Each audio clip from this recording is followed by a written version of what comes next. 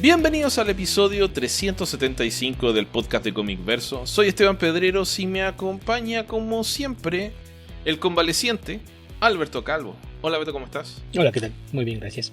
O bien a secas, ¿Estás convaleciente, Beto, o te estás enfermando nuevamente? Yo creo que ni uno ni otro. Más bien fue como que un regreso del resfriado de hace un par de semanas, pero bastante más leve. Un poquito de tos, sí. Algo de flujo nasal, pero mucho menos que lo de hace un par de semanas.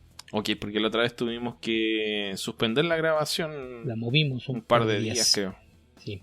Sí. Así que yo supongo que esto tiene que ver con que el pasado sábado, estamos grabando esto el martes 20, el pasado sábado me reuní con algunos amigos, tenemos la costumbre de que normalmente a mediados de febrero hacemos una reunión comida para aprovechar que... Vi el 360, Beto, vi el 360 y vi que justamente todos estaban tranquilos excepto Jorge Tobalín y tú. ¿A qué te refieres con tranquilos? Todos estaban riéndose o mirando el horizonte, pero Tobalín y tú estaban discutiendo algo. O tú le estabas explicando algo a Tobalín. Lo que pasa es que hubo varias fotos, no sé cuál de todas fue la que viste. ¿Viste la de 360? Esa sí fue... La primera nos tomó por sorpresa. Después tomaron varias otras y luego recortes de otras 360 tomadas desde ángulos en los que nada más se recortó una sección de la foto. Pero el tema es que estábamos... Me pareció que conocía a todos los integrantes de esa mesa, por lo menos cuando fui por allá hace un par de años. Si no a todos, por lo menos a la gran mayoría. Porque había las parejas de un par, probablemente no las conociste, el resto probablemente sí a todos. La cosa Me parece que a Francisco Espinosa no lo conocí, creo que estaba ahí en una esquina. Sí, creo que no lo viste. Sí, él está al otro extremo de la mesa donde estoy yo. Pero la cosa es que estábamos en un restaurante que está... Se supone que es una terraza, pero ya no es una terraza, nada más en el último piso con vista panorámica hacia dos lados, pero con una ventana que abran. El frío que se siente allá arriba es impresionante. Estábamos en un 9º piso y de hecho ahí en las fotos, no sé, no sé cuáles son las que viste, pero en alguna se ve de fondo la Torre Latinoamericana. Bueno, no habría podido reconocer un hito urbano que no conozco o que conozco poco, Beto, pero no, me fijé en las personas nomás y vi esa foto que te estoy describiendo donde están discutiendo Tobalín y tú. Ok, probablemente platicando de algo más que discutiendo, pero yo asumo que fue eso, que sí hubo un momento en el que se sintió mucho frío arriba. Y el domingo fue que empezó otra vez con un poquito de malestar en la garganta. Probablemente fue el exponernos al frío. Porque no creo que haya sido la preocupación o el susto. No, puede haber sido el COVID también, Beto. No, pero a Carlos Ramírez, el Cacha, lo tachamos de salado durante eso porque antes de entrar, cuando nos vimos al entrar al edificio, comentó algo así como que me imagino que por allá arriba se ha de sentir muy un sismo, ¿no? Y teníamos unos 10 o 15 minutos sentados cuando empezó a sonar la alerta sísmica. Ah, ok. O sea, lo predijo. Su sentido arácnido anticipó el evento. Pero fue un sismo muy, muy leve. De hecho, okay. Dije, al menos lo interesante va a ser que desde aquí tenemos en primera fila cómo se va a sacudir la Torre Latinoamericana, pero no. Se movió muy, muy poquito. Entonces, después por ahí dijeron que era un sismo de 5 grados, en cuyo caso no sé por qué sonó la alerta, pero pues, en fin. Nada más hay gente a la que le pone muy neurótica el sonido de la alerta. Ya. Yo creo que lo más alto que he estado en un temblor fuerte es un piso 11. Y se siente la diferencia de estar a nivel del suelo. Pero bueno, aquí en Chile en general las construcciones antisísmicas funcionan bien. Se remecen, se mueven, pero no se caen. Sí, yo vivo en un 5º piso. Y cuando alguien me dice, oye, ¿sentiste el sismo? Digo, o sea... Eso no es difícil, estando aquí, hasta cuando pasa el camión de la basura lo sientes. Entonces, sí. Adán me dijo, ¿a poco sí se siente? Le digo, mira, así haciendo un equilibrado, probablemente el camión de la basura es un sismo de 4.5 a 4.8 y el camión del gas es un 4. Ok. Y el que vende, el que toca la campanita, entonces no alcanza a hacer sismo, pero se siente bastante. No se siente, pero se escucha. Es una campana bastante aguda. Me imagino que ayuda también en la disposición de los edificios, que se hace mucho eco. Entonces, cuando camina entre los edificios, sí la campana suena mucho, ya sea la de la basura o la del pan. Espero que este no sea el primer episodio que escuchan de Comic Verso, si no van a tener hartas cosas que preguntar. Sí, es probable. Ok, Beto, ¿qué te parece si empezamos a responder preguntas de nuestros auditores? Me parece bien, que creo que no tenemos tantas, pero sí hay algunas que habrá que atender. Entonces podemos partir con Discord, que es en donde hay un poco más. Y Comenzamos con Nacho Ortiz, que dice: ¿actualmente existe alguna explicación por la cual nuestro planeta sea la excepción de los Green Lanterns a la regla o norma que limitaba a tener solamente 2 de ellos por sector? ¿Y que ambos fueran de planetas distintos? Porque creo que 8 elementos de la Tierra que ni siquiera actúan siempre juntos o en bloque ante amenazas cotidianas me parece excesivo. Siento que es otra consecuencia de las brillantísimas ideas y omisiones de Geoff Johns. Mira, creo que esto empezó antes que Geoff Johns. En realidad creo que el primer culpable fue Denny O'Neil. Cuando utilizó a Jon Stewart en las historias de los Hard Traveling Heroes. Porque creo que Guy Gardner es incluso anterior a Jon Stewart, pero apareció en una historia por un momento nomás y después retomaron al personaje. Pero la idea de tener otras versiones alternativas de Hal Jordan es la razón que motivó la creación de algunos de estos personajes. Y después te contaron que de obviamente, acuerdo con el poderosísimo y sabiondo anillo era la elección ideal para ser Linterna Verde de la Tierra. Nada más que Hal Jordan estaba más cerca. Claro, o sea, la idea de plantear dudas sobre el personaje, o sea, en algún momento se te acaba la historia y empiezas a hacer, crear tu propia mitología y respecto de, de un concepto tan especial como el de Green Lantern, que es ser el escogido, la persona con la mayor fuerza de voluntad, en teoría. Ir cimentando dudas en una persona que tiene gran fuerza de voluntad es un elemento, es como que, no sé, es como echarle mantequilla al pan, es lo más... es como el recurso de historia más sencillo, más evidente de lo que podría escribir con un personaje como Green Lantern. Que de todos modos, tratándose de Hal Jordan, ni siquiera necesitaban hacerlo. Las dudas iban a salir solas. Ya lo hemos dicho antes, es uno de los héroes más llenos de defectos y fallas que existen. Sí, pero no lo digas como que fuese algo bueno, porque eso tienden a lavárselo a los personajes de Marvel. En el caso de Hal Jordan son errores de diseño. Sí, no, en el caso de los personajes de Marvel de carácter. Son cosas que hacen para hacerlos más humanos, el que sean falibles.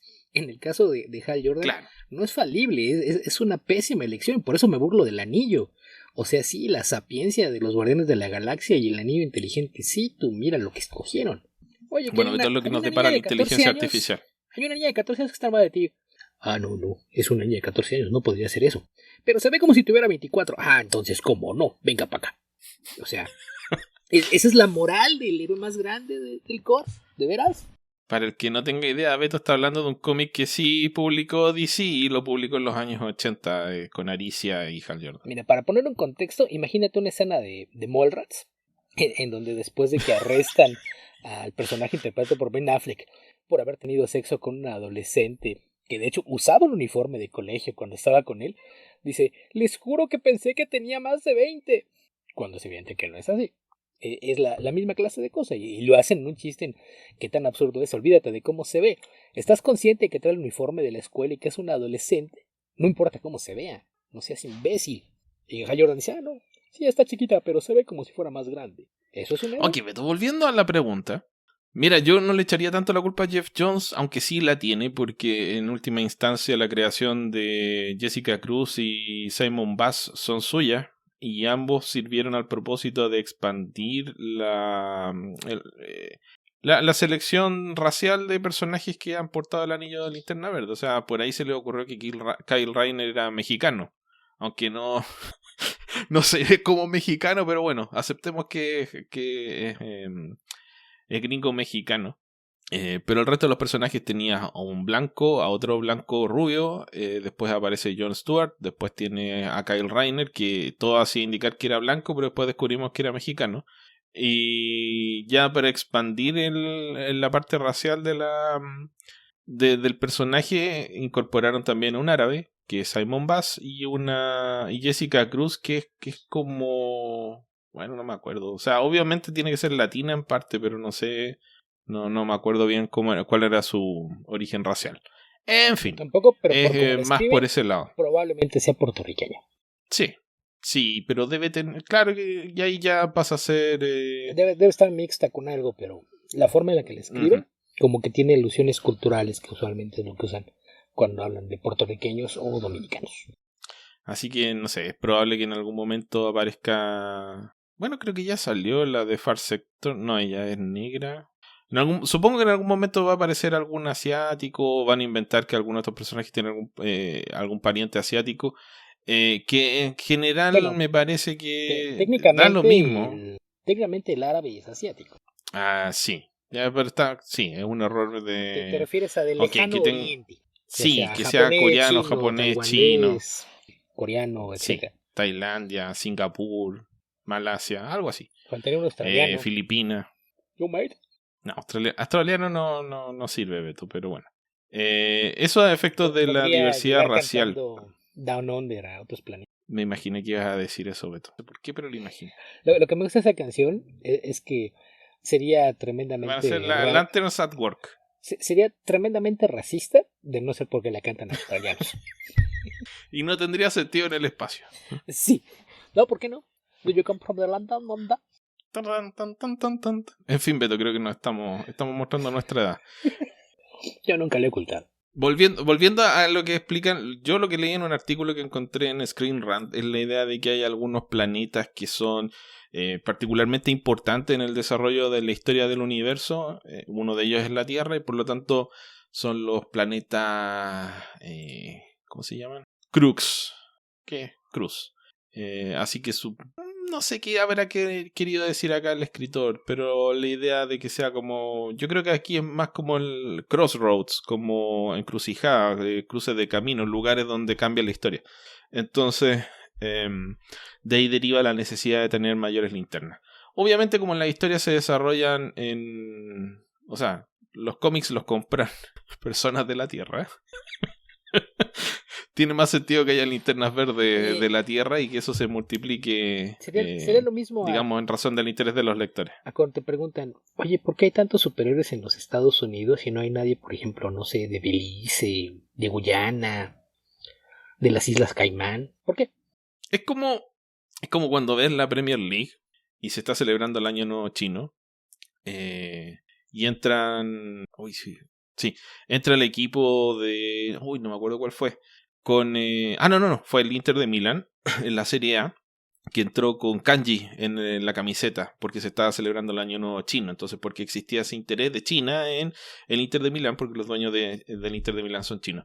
Cuando se vendan muchos cómics, digamos, si Chile empieza a sostener la industria del cómic a nivel mundial, porque, no sé, 80.000 copias de Green Lantern se venden en Chile, no te quepa duda que va a aparecer un linterna verde chileno.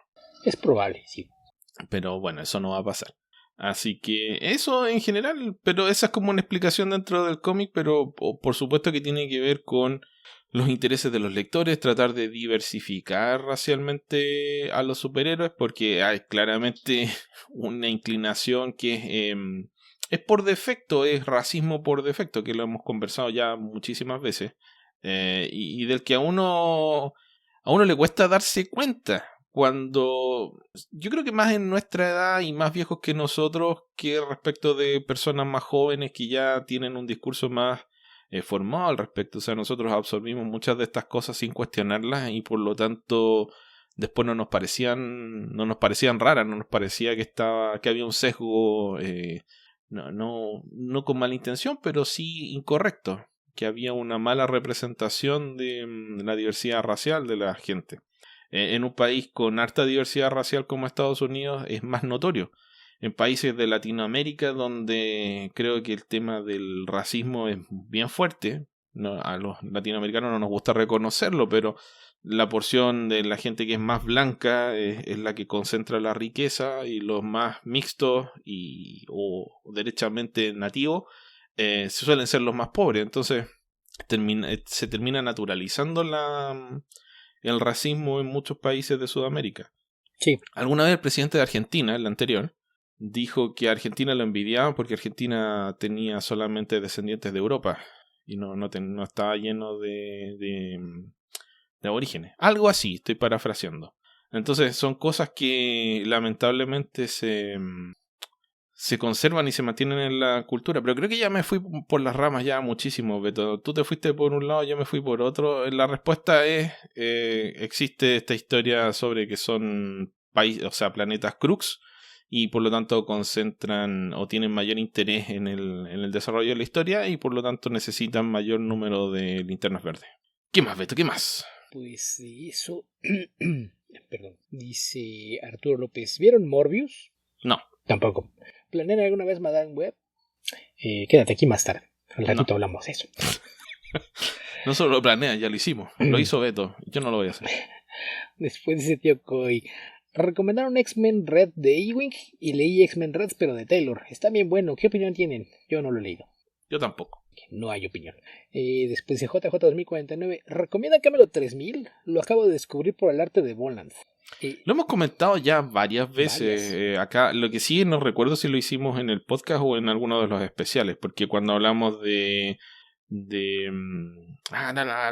Kieron Gillen, ¿cómo se llama, Beto? La de Once and Future. Estamos hablando de Once and Future y demás. Ahí salió. Sí, eso sí. Sí, ahí hablamos justamente de Camelot 3000.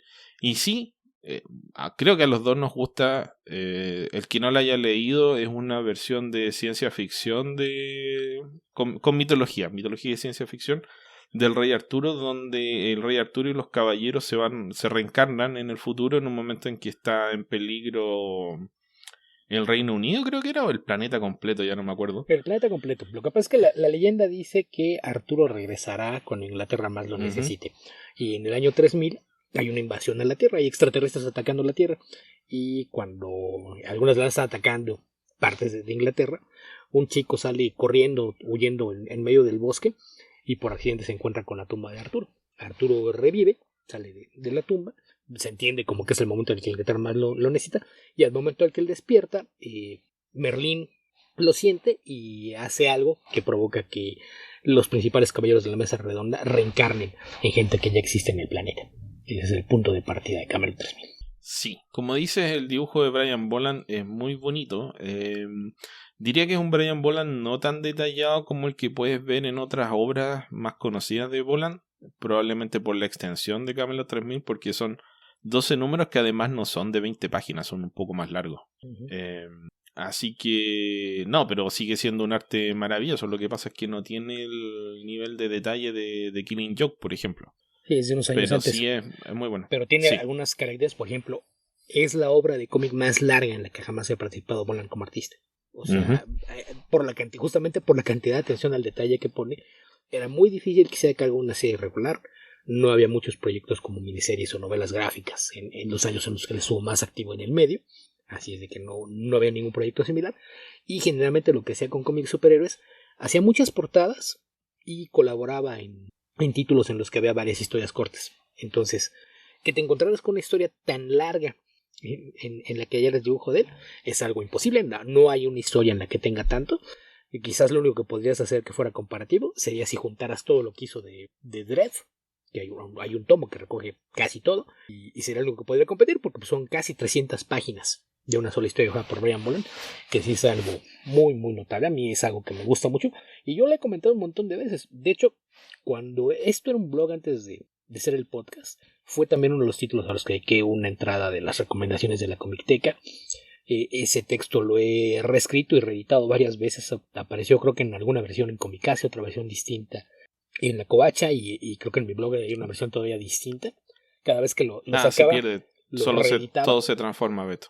Sí, no, pero en ese caso no nada más lo replicaba, sino que sí lo corregía, lo editaba, lo expandía. Entonces creo que sí son distintas las 4 versiones que existen, al menos de ese texto. También ya lo comenté extensamente, mencionabas que lo comentamos en el especial de Once and Future, cuando hice el especial de los mitos de Arturo en archivos temporales con Héctor McCoy. Allá también le dedicamos un bastante rato a esto. Y pues sí, es un cómic que me gusta mucho. Además, otra cosa que tiene que también lo hace destacable es el primer intento de un proyecto de DC Comics dirigido específicamente al mercado directo. Es decir, esto no tenía una versión de Newsstand, esto no se vendía en los puestos de revistas, fuentes de sodas, boticas, farmacias y demás, como la mayoría de los cómics. Este era un producto que se pensó exclusivamente para el mercado de las tiendas de cómic, que en los 80, inicios de los 80 fue cuando estaba justamente creciendo ese sector del mercado, que después se convirtió en el principal outlet para los cómics. Este fue uno de los primeros proyectos dirigidos específicamente a ese mercado. Entonces, históricamente tiene muchas cosas.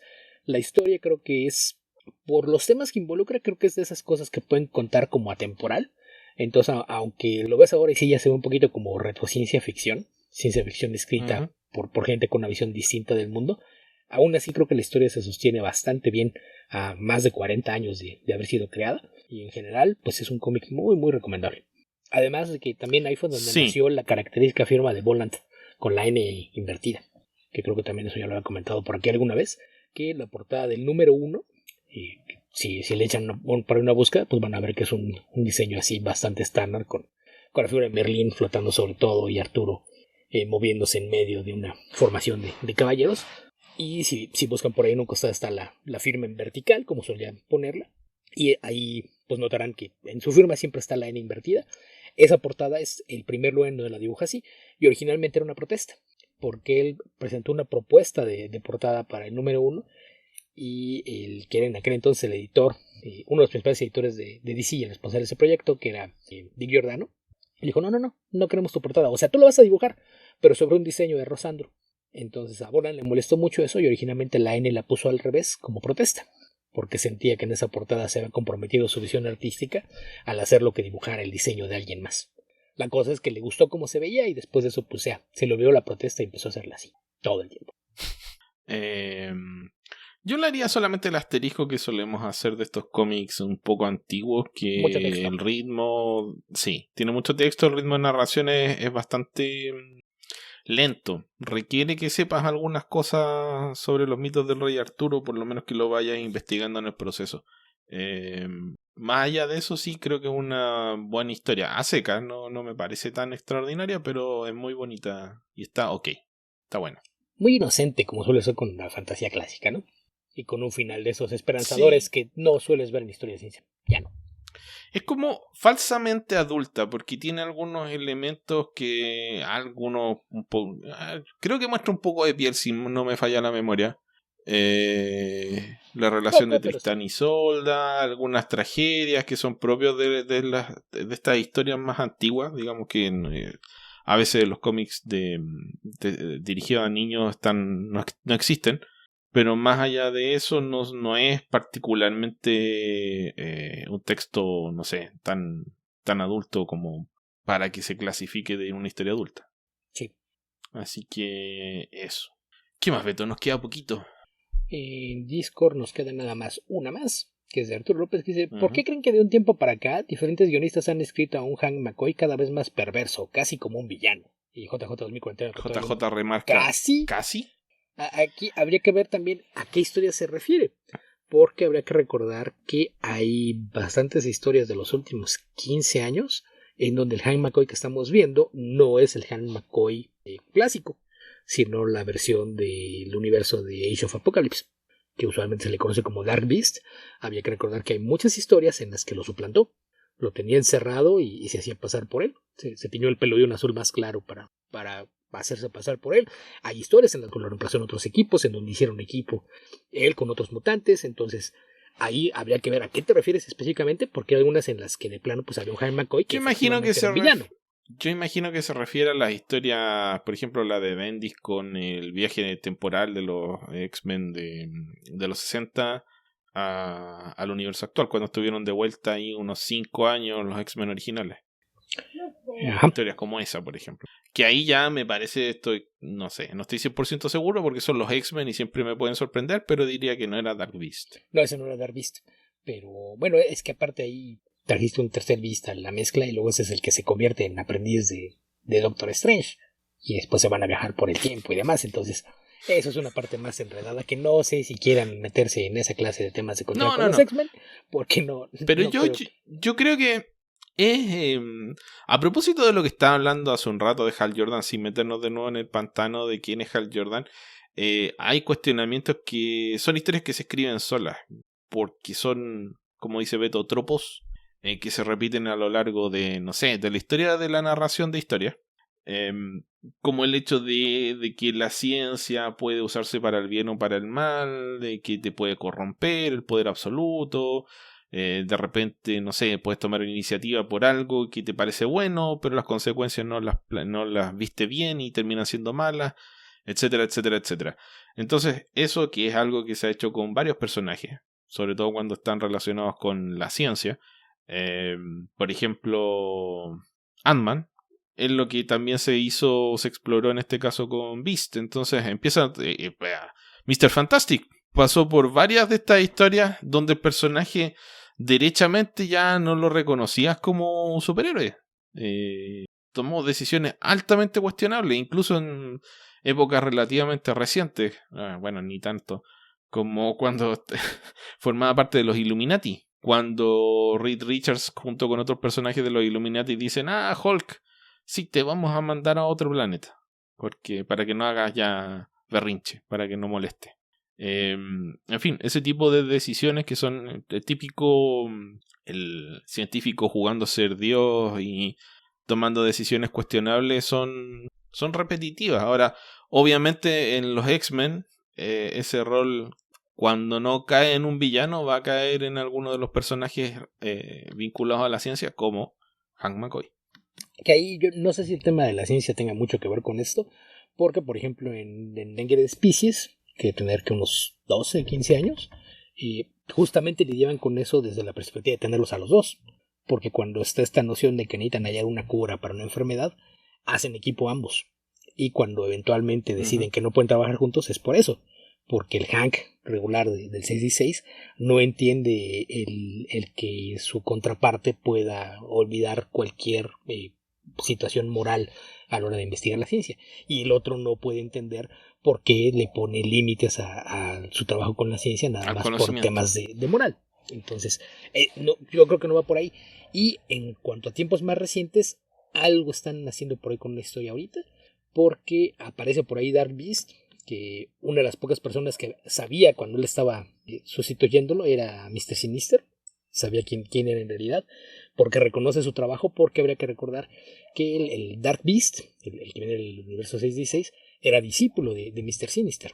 Entonces Mr. Sinister reconoce su trabajo, que por ejemplo las cosas que son como retcons, se supone que Dark Beast es responsable de la creación de los Morlocks, por ejemplo.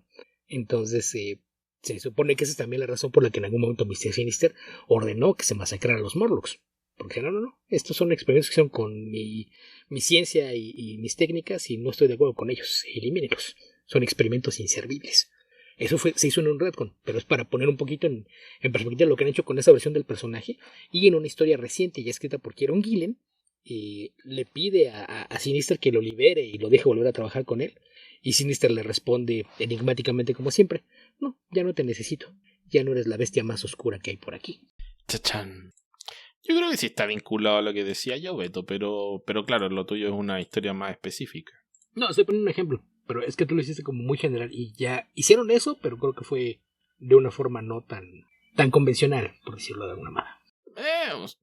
O sea, hay que encontrarle algún giro, porque si no dejaría de ser interesante. No, obviamente, afortunadamente. Sí, fue pensando más en lo pero que sí, haciendo, son cosas recurrentes que pasan en distintas historias. Bastante común en las historias de ficción. No me extrañaría que haya una historia parecida con Donatello en las Tortugas Ninja, en alguno de los cientos de cómics que no he leído de ellos. Puede ser. Ok, Beto, nos quedan las preguntas de Twitter o X, como te gusta decirle. ¿Te gusta? Ya te dije, Esteban, solo tú, los Magalivers y los Elon Moscos.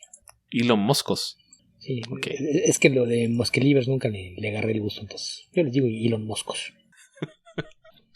Ok, ¿qué tenemos en Twitter?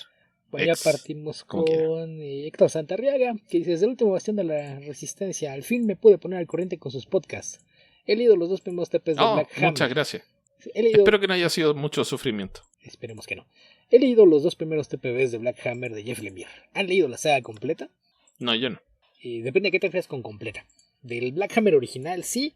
Ya contando no sé si decirle revamp, reboot, relaunch, reinvención que hizo hace pocos años. A ese ya no le he entrado todavía, pero lo que era la versión original, sí. Que compilados son como 8 o 9 tomos, ¿no? Sí, porque además tiene algunas miniseries aparte de la serie regular. Sí, pero digo, ya con todas las miniseries que eran los anexos, por decirlo de algún modo, creo que son como 9 tomos, si no mal recuerdo. Pero sí, toda esa parte original sí, ya cuando fue creo que se llama The New Black Hammer, ¿no? ¿O cómo le pusieron? No lo sé, Beto, la verdad. No sé, bueno, porque también después aparecieron los derivados que era From the World of Black Hammer, que los he leído algunos, creo que no los he leído todos, que eran historias con algunos personajes introducidos en esa saga, pero en historias independientes a cómo se fue llevando aquella historia. Y después salió con una nueva versión que pues era retomar ese mundo con una nueva generación de héroes en esa misma mitología. Esa es la parte de la que he leído muy poco, pero de lo que era la versión original sí, la verdad es que me gusta mucho. Creo que es un universo muy compacto, bastante bien planeado, y que pues un ejemplo más de lo bueno que es Lemire haciendo su trabajo, ¿no? Ok. Wow. Hay muchísimo, Beto. No dice que se llame New Black Hammer. Es fase 1 y fase 2 está dividido acá. Pero es muchísimas series. Sí, lo que te digo de haber salido Black como Hammer, Sherlock 2020. Frankenstein and the Legion of Evil, Doctor Star and the Kingdom of the Lost Tomorrows, Black Hammer, Age of Doom, Black Hammer, The Quantum Age, Black Hammer, Age of Doom, Black Hammer 45, Black Hammer Justice League, Hammer of Justice. Después Skull Digger and Skeleton Boy, Colonel Weird, Cosmagog, Barbalian, Red Planet, Black Hammer Visions, Black Hammer Reborn, The Unbelievable Anteens y Black Reborn Hammer The End. No era nuevo, era Reborn. Sí, hasta antes de eso, hasta donde estaban los primeros spin-offs, sí. Lo de Cosmagog y Barbalian, eso sí los leí. Cuando se vino el Reborn fue cuando le perdí la pista ya a muchas de las cosas. De ahí he leído cosas sueltas, de ahí en adelante. Entonces, toda la fase 1 y partes de la fase 2. Ok. ¿Qué más, Beto? ¿Qué más? Después el mismo Santiago pregunta, además de American Flag, ¿qué otra obra nos recomiendan de Howard Chaykin? Creo que hemos hablado un par de veces. Una vez recomendamos varios cómics de Howard Chaykin. Me acuerdo que hablamos un poco de Black Keys, de Batman Dark Alliances, de Shadow. Que ahí también depende como exactamente qué cosas te gustan del trabajo de Chaykin, ¿no? Sí, porque son hay una diferencia enorme entre esos trabajos.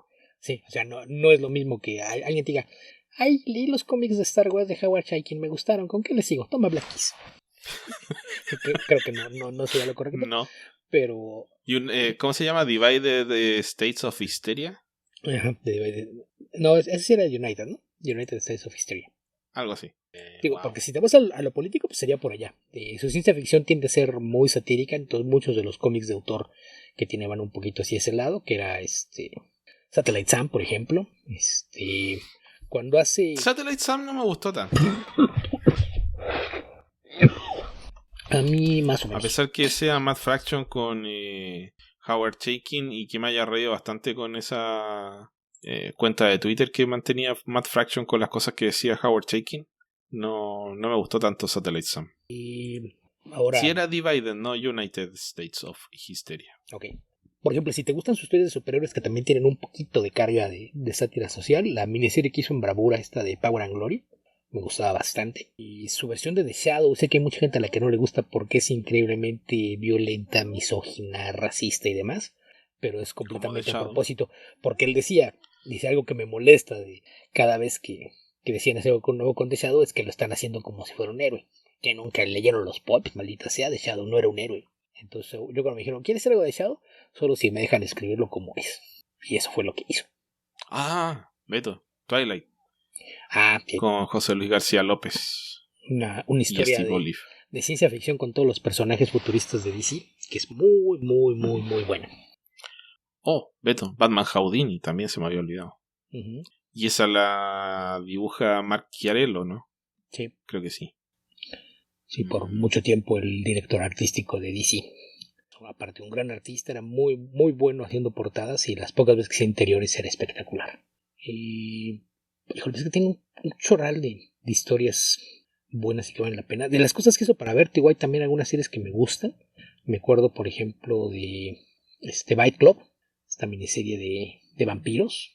Estaba American Century, que también es una sátira política bien, bien cargada. ¿Qué más podría ser? Yo creo que Twilight tienes que leerla. Sí, Twilight es muy buena. Y durante mucho tiempo fue muy difícil de conseguir, pero era cosa de unos 10 años. Aparecieron unas reimpresiones en un tomo, que era bastante fácil de conseguir, por lo menos hasta hace un par de años todavía era relativamente sencillo conseguir el TP en tiendas en línea. Que aparte el mío puedo presumir que el mío está firmado por ambos autores. Ok, estoy buscando un listado acá de Wikipedia y creo que mencionamos Bueno, es que la carrera de él es muy extensa, pero también ha tenido varios periodos en los cuales... O sea, no ha tenido, que yo recuerde por lo menos, un periodo extenso en alguna serie. Generalmente cuando llega a alguna serie trabaja un año y medio, cosas por el estilo. Pero después se va a otra serie, a otra serie, a otra serie. Estuvo trabajando, yo diría que casi en forma constante por muchísimo tiempo. Sí, o sea, tiene una carrera de 50 años en la que probablemente hay algunas pausas cuando estuvo haciendo cosas para televisión, ¿no? Que por ejemplo de la serie de Flash de los 90 escribió un puñado de episodios más o menos extenso y para otras escribió cosas. Esos episodios donde salía el personaje que era un análogo de Shadow, justamente. Por ejemplo. Y donde hablaba también con John Francis Moore. Hay un cómic también que hizo con John Francis Moore que se llama Iron Wolf, que no es tan conocido y a mí me gusta mucho.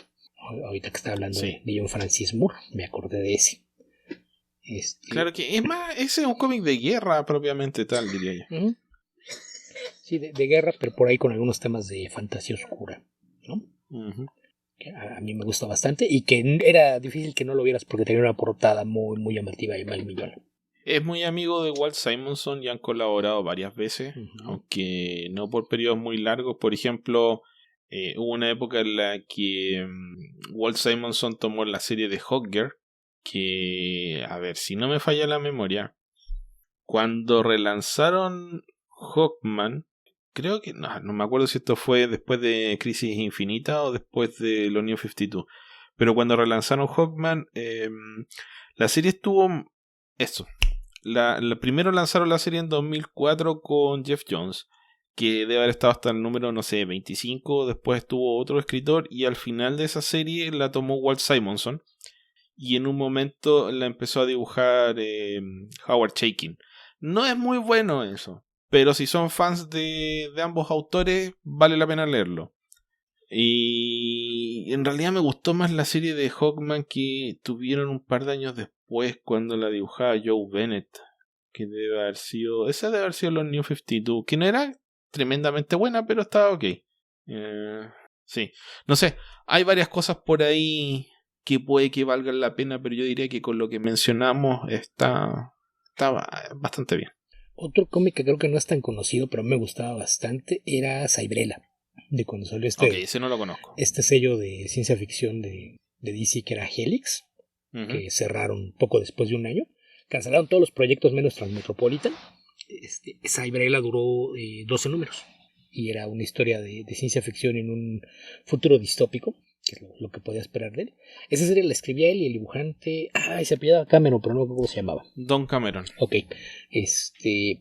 Era de un mundo así completamente consumido por el consumismo y demás, y donde tenías una chica con una actitud que pues solamente puedes escribir como punk. O sea, el cómic es una historia cyberpunk, pero es una chica que pues... Cualquier parecido con la realidad es absolutamente accidental. Sí, tiene tendencias antisociales, pues es un personaje antisocial y demás. Entonces me gustaba mucho lo que hacía esto de pues tomar una idea del cyberpunk clásico que puedas haber leído a inicios de los 80, trasladarlo un poquito al mundo de finales de los 90 y extraponer esta ciencia ficción que me gustaba mucho, porque aparte el arte pues tenía esta característica de verse así como sucio, que le daba un airecito bastante interesante, y que además tenía dentro de los programas que había en este mundo con toda esta interacción con la tecnología, tenía una versión que podía escribir como chibi, que se llamaba Lilela, que era como una versión chibi del personaje, que era algo que estaba presente en las aplicaciones, y me parece que la serie tenía muchas ideas bien interesantes. Lamentablemente, para el que no tenga idea de lo que acaba de decir Beto, cuando Beto habla de una versión chibi, los que sean más viejos y no conozcan mucho de animación japonesa, cuando están viendo la animación japonesa, por ejemplo en Sailor Moon, y los personajes quieren contar alguna historia que les hace gracia, donde se autorridiculizan, aparecen unas versiones caricaturizadas del mismo dibujo animado que son como monitos cortos, chiquititos, gorditos. Esos son los chibi japoneses. Que también ya hemos visto ejemplos en América, ¿no? La serie anterior animada de Spider-Man, que creo que se llamaba Amazing Spider-Man, tenía una versión similar, ¿no? De repente como los Teen Titans Go. Los Teen Titans Go también tenían secuencias chibi. Pero ahí eran como que integradas a la historia, y me refiero a que en la de Spider-Man si aparecía esta versión y era como si fuera la conciencia de Peter hablando con él, ¿no? Que era algo más similar al uso que le dan los japoneses. Depende de la historia, pero sí. Pero sí, creo que ya comentamos por ahí varias cosas recomendables de Chaikin, pero Okay. sí es también... su Challenge of the Unknown, que fue nada más una miniserie, Ese también me gusta tampoco lo bastante. leí, Beto. Ese es de que debe tener como 20 años, ¿no? De principios de este siglo. Ese también. 2004. Ok, también me gustó. Pero sí, es un autor que lo menos que puede pasar es que te encuentres ideas interesantes en su... Yo creo que ideas interesantes nunca le van a faltar. O sea, Nunca. ese espíritu de líquido de batería que tiene Howard Chaykin, pero que te escupe la verdad en la cara, es incombustible y se agradece siempre. Y es así en persona, ¿eh? No, nunca va a comportarse tratando de quedar bien con nadie. Jamás. Sí. Y hace falta esa gente. Por supuesto que no la soportas cuando la tienes al lado, pero cuando te das tiempo de pensar las cosas que dijeron, dices, sí, tenía algo de razón. Y ya que lo mencioné, pues los Okay. cómics de Star Wars también me gustan.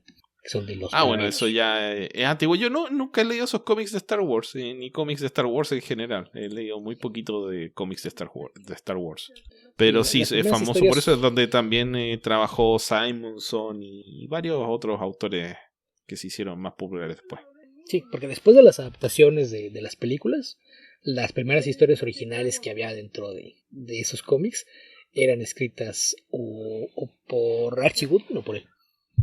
Y su arte, cuando estaba dibujando cosas de Star Wars, era algo bien curioso. No era tan estilizado como se volvió años después, pero ya había señas de eso. Entonces, a mí en particular siempre me gustó mucho su trabajo. Ok. Y lo dibuja él. No Uh-huh. sabía. También está la otra miniserie de los Challengers de Loeb y Team Sale. En fin, hubo varios de sus se ve proyectos. muy bonita, pero no es buena. Eso pasa con ese equipo.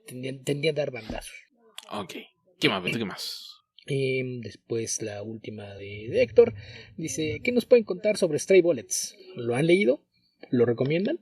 No, Pues no lo he esto leído, Beto. hace algunas semanas comentamos por ahí un poquito, Hablaste por ahí de Dave Lapham.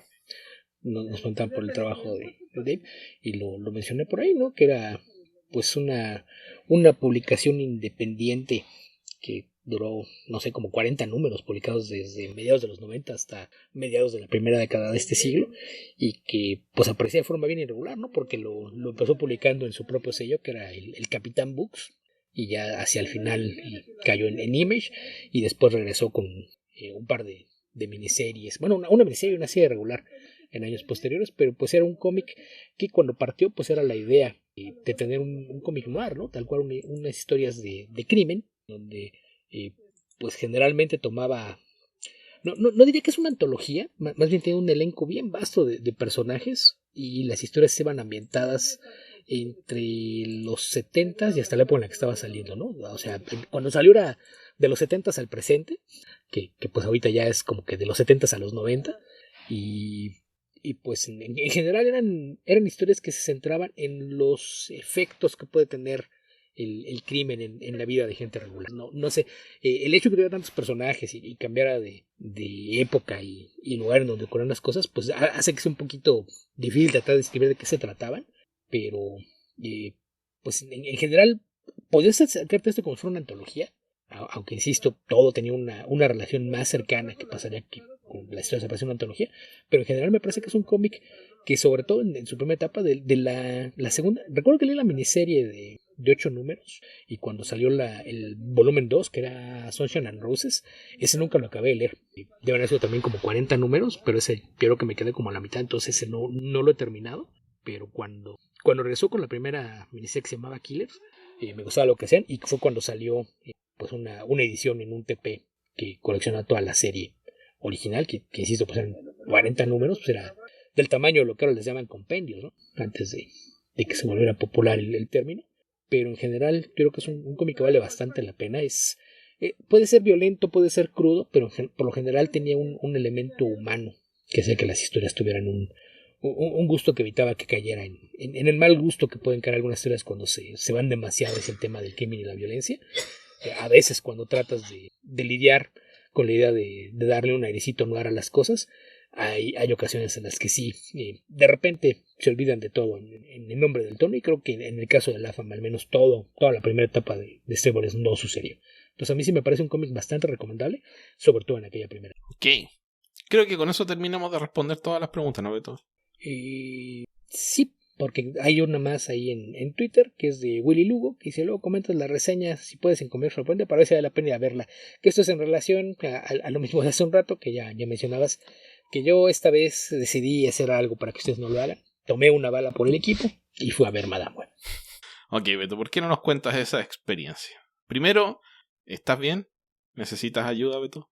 Segundo, nada, o sea, ¿qué te pareció la película?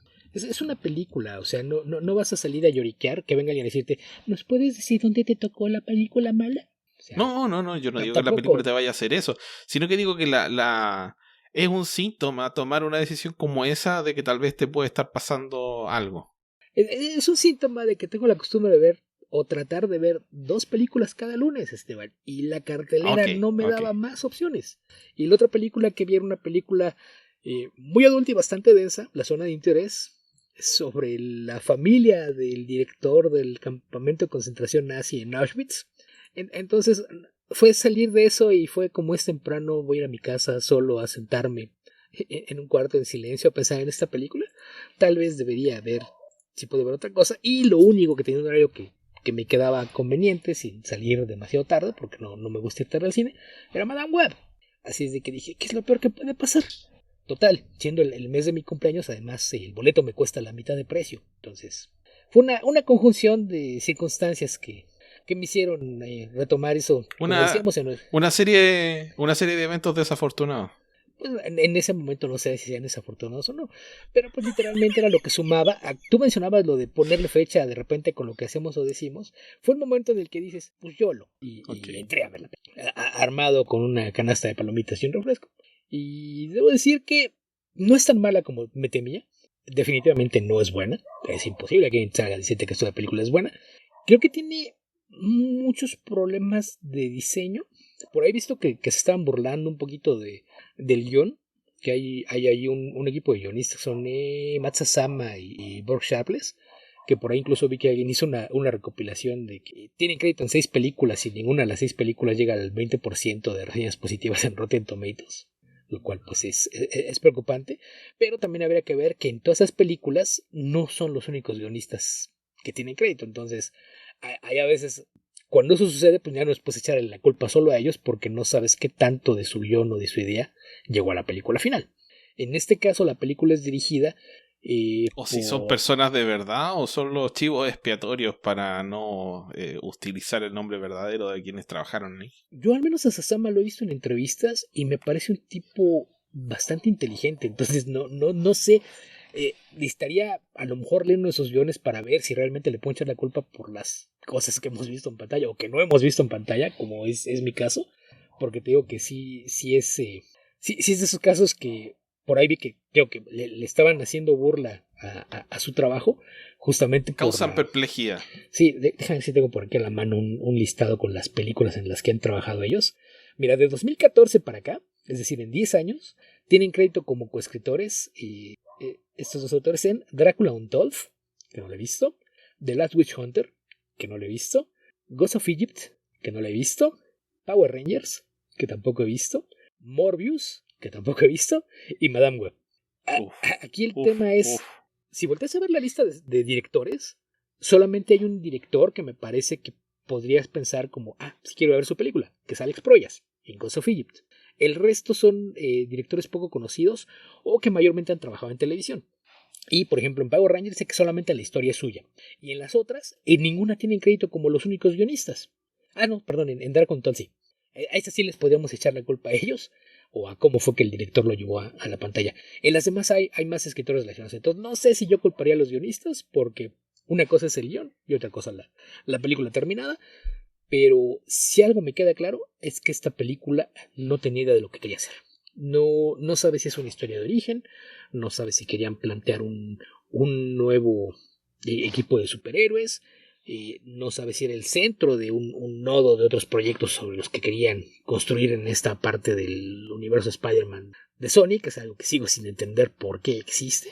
Y el tema es que sobre la marcha hicieron muchos cambios. La directora es Jay Clarkson, que mayormente ha trabajado en televisión.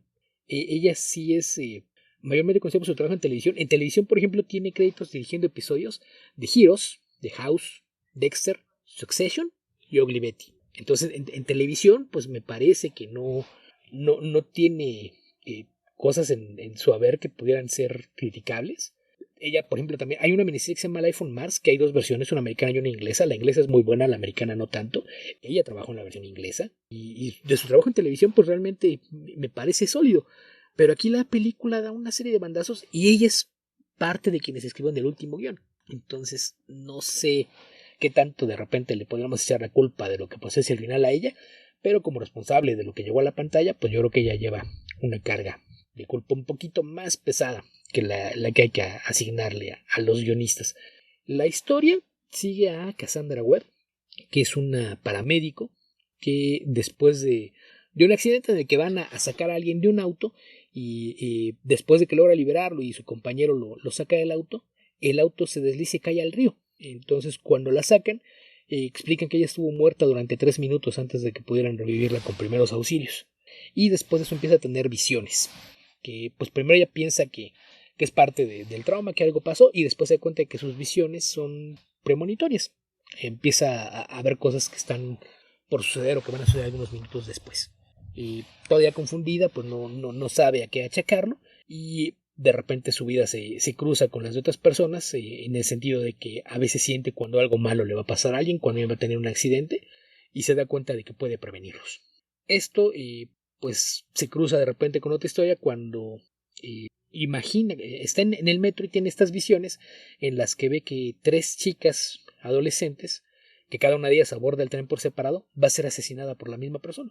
Entonces, cuando se da cuenta de que están las 3 personas a bordo del tren y que otras cosas que vio en esa visión se están dando, se levanta y ve que la persona que las va a matar viene caminando por otro de los vagones hacia donde están, y las obliga a ellas a que se bajen del tren y se baja con ellas. Después se revela que la persona que las está siguiendo tiene poderes arácnidos, es como una versión malvada de Spider-Man, enfundado en un traje negro. Trepa ahí por el techo y las empieza a perseguir, y pues ella, sin saber mucho qué es lo que quiere hacer, pues trata de ayudarlas a escapar. Se roban un taxi y se van a esconder en medio del bosque. Después de ahí, entre flashbacks y demás, te empiezan a contar que pues al parecer este tipo que tiene poderes arácnidos conoció a su madre. Su madre estaba investigando con una especie de arañas de la que pensaba que su veneno podría tener propiedades medicinales que ayudarían a curar muchas enfermedades, y cuando finalmente encontró a la araña en cuestión, uno de los exploradores que iba con ella como el encargado de la seguridad de su grupo, pues la traiciona, mata a todo su equipo y la mata a ella para robarse la araña. Después nos revelan que esta persona se llama Ezekiel Sims y está pues parcialmente basado en el personaje creado por Joe Michael Straczynski en las páginas de Amazing Spider-Man, pero pues cuando digo vagamente estoy siendo pues bastante generoso. El caso es que te explican que este tipo pues adquirió algunos poderes arácnidos. Ese Ezekiel no eran los vampiros interdimensionales que mataban tótem arácnidos que aparecen en Spider Island, o sea, Ezekiel es Hecho el Spider-Verse. Es el multimillonario que intenta convertirse en mentor y consejero de Peter. Los vampiros cósmicos, el líder de ahí era Morlun. Que aquí algunos decían que había ecos de Morlun en el personaje de Ezekiel porque está persiguiendo a gente con poderes arácnidos. Aquí la cosa es que te explican que Ezekiel, como parte de los poderes que adquirió, tiene la capacidad de tener también visiones del futuro. Y tiene una recurrente en la que ve que 3 chicas con poderes arácnidos van a ser responsables de su muerte. Entonces decide que la única forma de evitarlo es matarlas antes de que ellas adquieran sus poderes, para que cuando llegue el momento no sean capaces de ir y matarlo. Y se convierte en su obsesión. Logra hackear en el sistema computarizado del NSA, el departamento de la Agencia de Seguridad Nacional de los Estados Unidos, y contrata una hacker para que lo utilice y ayudarla a localizar a las mujeres basado en retratos hablados. Hace retratos hablados y el programa de reconocimiento facial busca a la chica y dice, le vamos a dar 10 años para que tú dices que esto es en el futuro, mira, aquí así se verían ahora, y encuentran a las 3 chicas y empieza a perseguirlas, porque eso es como funciona todo eso, ¿no? Perfectamente lógico. No entendí nada, Beto, la verdad. ¿Cómo fue que la encontró? Hackea el sistema computarizado de vigilancia de la NSA, que es lo que después conocíamos como Ekelon, este sistema de reconocimiento facial, pero dice, es que si conoces los rostros puedes encontrar a quien sea. Hace retratos hablados de las chicas que ven su sueño, que todas usan antifaz, Y la hacker le dice, sí, mira, con esto que tú me diste, y tomando en cuenta que es que esto es en el futuro, le dio un marco de 10 años, entonces ahora sí unos adolescentes y se verían así, e identifica a las 3 chicas exactamente, con el retrato hablado. Así de específico y genial es este programa. Ok, eso suena sólido, Beto, suena sólido.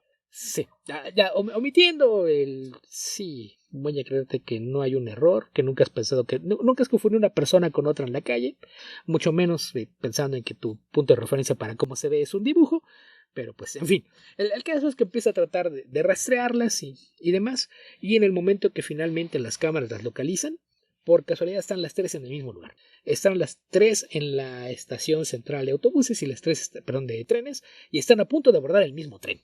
Casualmente es el mismo tren en el que está Cassandra. Y ahí es cuando se da toda esta idea de que ella la saca de ahí y empieza la persecución. Para entonces es cuando ya Cassandra empieza a entender un poquito más que sus visiones le están advirtiendo de peligro cercano en un futuro inminente. Y pues trata de ayudarlo para salvar a las chicas. Pero ahí creo que mi mayor... Es como un sentido arácnido, pero más avanzado, más específico. Algo así. El tema es que el personaje de Cassandra es antipático, antisocial. Más allá de su trabajo no muestra interés por nadie a su alrededor. O sea, llegamos al punto de que después te revelan que conoce a las 3 chicas, las ha visto antes. Y tan es ella de que, no me importa la gente a mi alrededor, que no ubica de dónde conoce a las 3. Con todo y que a las 3 las ha visto en las últimas 48 horas. Y de repente se desvive y pone su vida en riesgo para tratar de salvarlas. Esa información es del tipo de cosas que me habrían hecho salir de la sala si es que no hubiese pagado por la entrada. Sí, o sea, es... Entiendo que estaba tratando de crear un arco de personaje que cambie, pero creo que nunca te lo muestran. Palabra clave es tratando. Es que ni siquiera se esforzaron. Y por eso digo, no sé qué tanto le puede echar la culpa al guionista original o qué tanto es culpa de quienes hicieron el guión final. Porque de repente sí te das cuenta de que hay una intención muy clara, que no sé si fuera mandato del estudio, porque los 2 guionistas que mencioné son hombres. La versión final del guión la escriben 2 mujeres. El soundtrack está lleno de canciones de mujeres que ni siquiera pertenecen a una sola época. La película está ambientada en el 2003. Había que aclarar que cuando el proyecto nació, la película iba a estar ambientada en los 90. Y la idea es que el plan original es que iba a estar ambientada en el universo del Spider-Man de Andrew Garfield. Ya en preproducción decidieron que querían que fuera el universo del Spider-Man de Tom Holland. Por eso movieron la película de mediados de los 90 al 2003, para que checaran las edades. Ahora, otro tema que no he mencionado, que es de las cosas que dices, esto es completamente innecesario, no te sirve para nada. El equipo de paramédicos del que Cassandra forma parte está formado por 3 personas, que generalmente intercambian el rol de quien maneja, quien está atendiendo al herido, quien ayuda con la camilla, etc.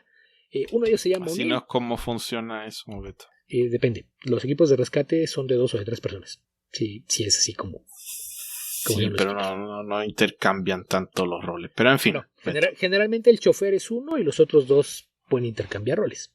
En este caso, porque es el mismo rol, pero el chofer nada más no tiene 3 choferes igual de buenos. No, generalmente el que mejor conduce es el que siempre va a conducir. Aquí tratan de hacerlo como que es intercambiable. Estoy cansado, maneja tú. Que me parece que sí es no creo que hace 20 años fuera así, pero pues en fin, así es como lo manejan. Uno de ellos es un sujeto afroamericano que se apellida O'Neill y que es parte de una de las visiones que hace que Cassandra entienda que podría cambiar el futuro si se esforzara. Y el otro, que es aparentemente su único amigo, es la única persona con quien medio habla y que siempre la está tratando de convencer de que salga y tenga una vida social, se llama Ben. Adivina cómo se apellida. No sé, Beto. ¿Parker? Y qué difícil. Le está hablando de que acaba de conocer a una mujer muy especial, pero nunca le dice cómo se llama. Y la invita a una fiesta, que es el baby shower de su cuñada. ¿Sabes quién es su cuñada? No sé, tal vez se llame Mary. Sí. Y el hermano de Ben, Richard, está de viaje. Me pregunto cuál será su actividad. Tal vez sea un espía internacional, Beto. No lo sé. El caso es que está de viaje y su mujer ni siquiera segura porque ya pierde la cuenta de en dónde anda. Probablemente esté en la India o en África o algún lugar así. No sabe. El caso es que eso es de los detalles que dices, ¿qué necesidad tenías de hacer esto? Ya mencionaste que lo estás haciendo en este mundo, son personajes que van girando alrededor, porque este afán de tratar de hacer que todo esté conectado. ¿Qué Pero necesidad hay de ello? ese no es el problema, Beto, porque si tú lo haces que conecte de alguna manera que importe, que está bien, sentido, pero es que importa en la historia. conectarlo de manera tangencial y anecdótica no tiene sentido, solo te hace perder tiempo en la película. Bueno, sirvió para que vieras en el hospital el momento en el que nace el bebé Peter, que también no sé cuál era la relevancia. Diga, ¡oh! Va a ser Spider-Man. No sé si la gente lo diga, Esteban, no había nadie en la sala. Había 2 personas, pero estaban como a 10 o 12 filas de distancia. No sé si alguien dijo. Bueno, tal vez era la intención, Beto. No sé si lo consiguieron. Sí, claramente parece que contigo no, pero por lo menos era la intención. Están escritas pensando justamente en crear esa reacción en los fans. Durante el baby shower, ya ves que hay muchos jueguitos que hacen con la persona que está a punto de ser madre y todas sus amigas, ¿no? Ay, ¿qué nombre le vamos a poner? Ese es uno de los John. juegos. No, John no, debe ser Peter. Peter, no, no le pondría a Peter, le pondría, no sé, Nick, obviamente. Adivina va a ser cómo se va a Peter. llamar. Y empiezan a dar opciones y les está dando y nunca lo dicen. Pero es porque estás tratando de hacer que la audiencia diga, es Peter, se va a llamar Peter. Y es muy evidente lo que están haciendo. Yo creo que si uno puede llegar a una idea tratando de hacer un chiste en un podcast, en 2 segundos probablemente deberías haberla descartado cuando la estás escribiendo. Con tiempo y pensando que vas a gastar millones de dólares. Yo no culparé a los 2 guionistas de la versión original del guión, sino a las 2 guionistas de la versión final. Porque también la frase que está en la frase que todo el mundo hizo meme, lo que se convirtió en el Morbin Time de esta película, es un ejemplo. Hay una cantidad de diálogos expositivos que son de pena ajena. Y el más claro ejemplo no está en la película, pero está en el tráiler. Y se convirtió en alimento de memes. Que es, después de que ve una foto de Ezekiel, dice, conozco a este hombre. Estaba con mi madre en el Amazonas mientras ella estaba investigando acerca de arañas justo antes de que se muriera. O sea, una oración tan larga no es algo que sea naturalmente ninguna conversación. Y menos cuando lo que hace es tirar un infodump de, sí, todas estas cosas no las explican en la película, pero mira, en una sola línea, ahí te va todo. Es un trabajo mediocre de cómo escribir diálogos. E insisto, eso está en el guión final. Yo imagino que estas pobres personas que trabajaron acá recibieron muchísimos post-it sobre el guión que les decía, bueno, ahora deben ser notas por Siri. Más Peter Parker, más de esto. Mira, yo pongan al tío ahí me voy a remitir a lo que decía Mel Brooks acerca de las notas de los productores. Dice, con un productor le dice que sí a todas y las ignora. Dice, sí, ahorita mismo lo cambio. Y tomas notas de todo lo apuntas, todo lo que te diga, tú lo apuntas, agarras una libreta y lo apuntas. Y después de que diga, ok, perfecto, ansío ver la nueva versión. Dije, una vez que salga, agarras la hoja, la haces bola y la tiras a la basura. No cambias nada.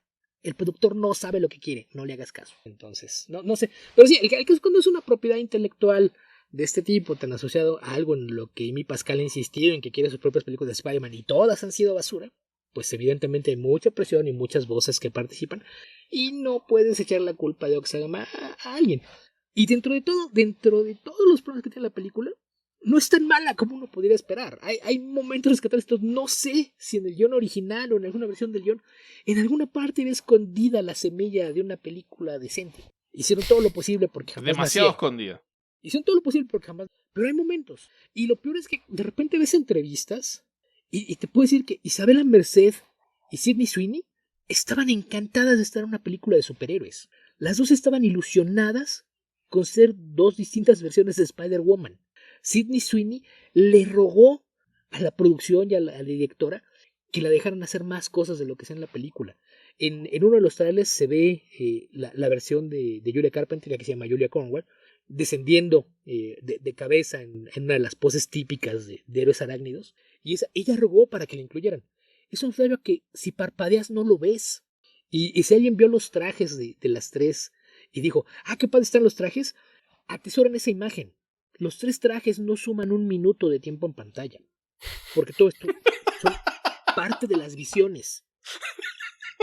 Es el futuro en donde van a tener poderes.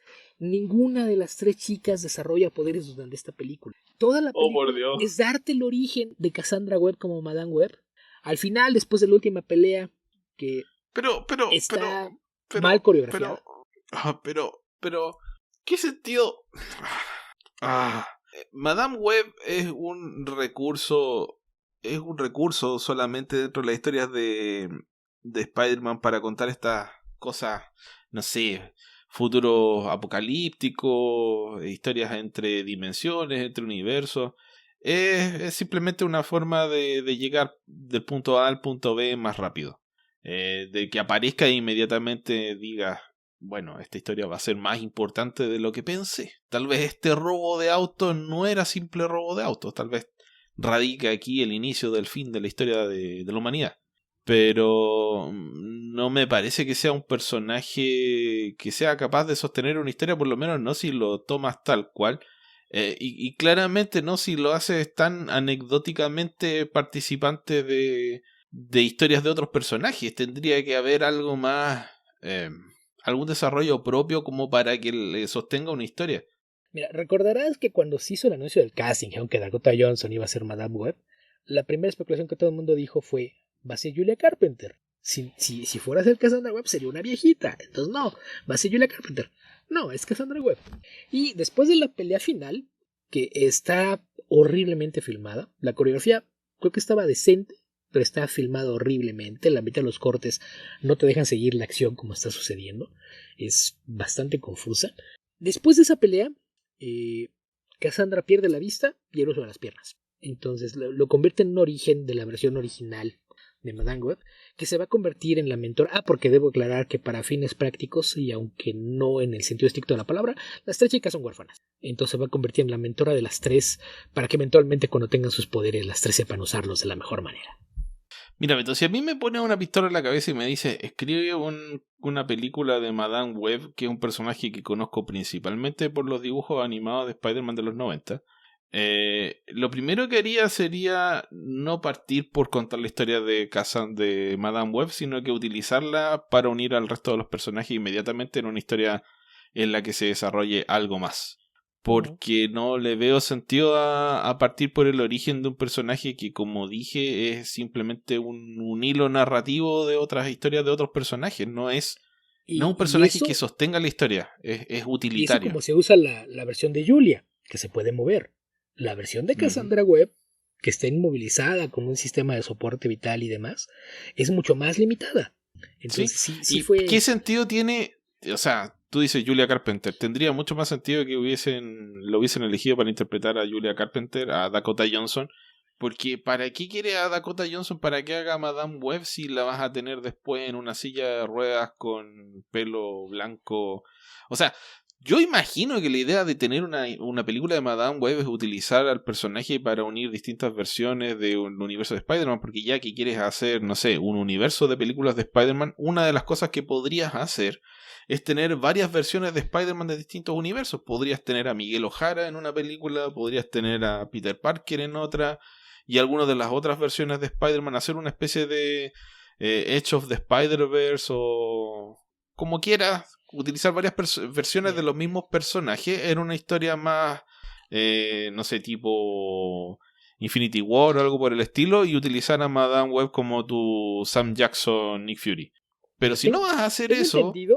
Tengo entendido que el primer teaser de esta película estaba me parece que con la segunda de Venom. Y por lo que tengo entendido, ahí decía, mientras tanto en otro universo, y al parecer eso fue algo de lo que después aislaron. En una entrevista la directora dijo que ella lo ve como que sus 4 protagonistas están en un universo separado al del resto de los superhéroes que hemos visto. Entonces, si yo me has planteado como una idea del multiverso, ¿por qué lo negaste todo en la película y luego tú sales a decir que sí, que es parte de otro universo? Digo, no sé.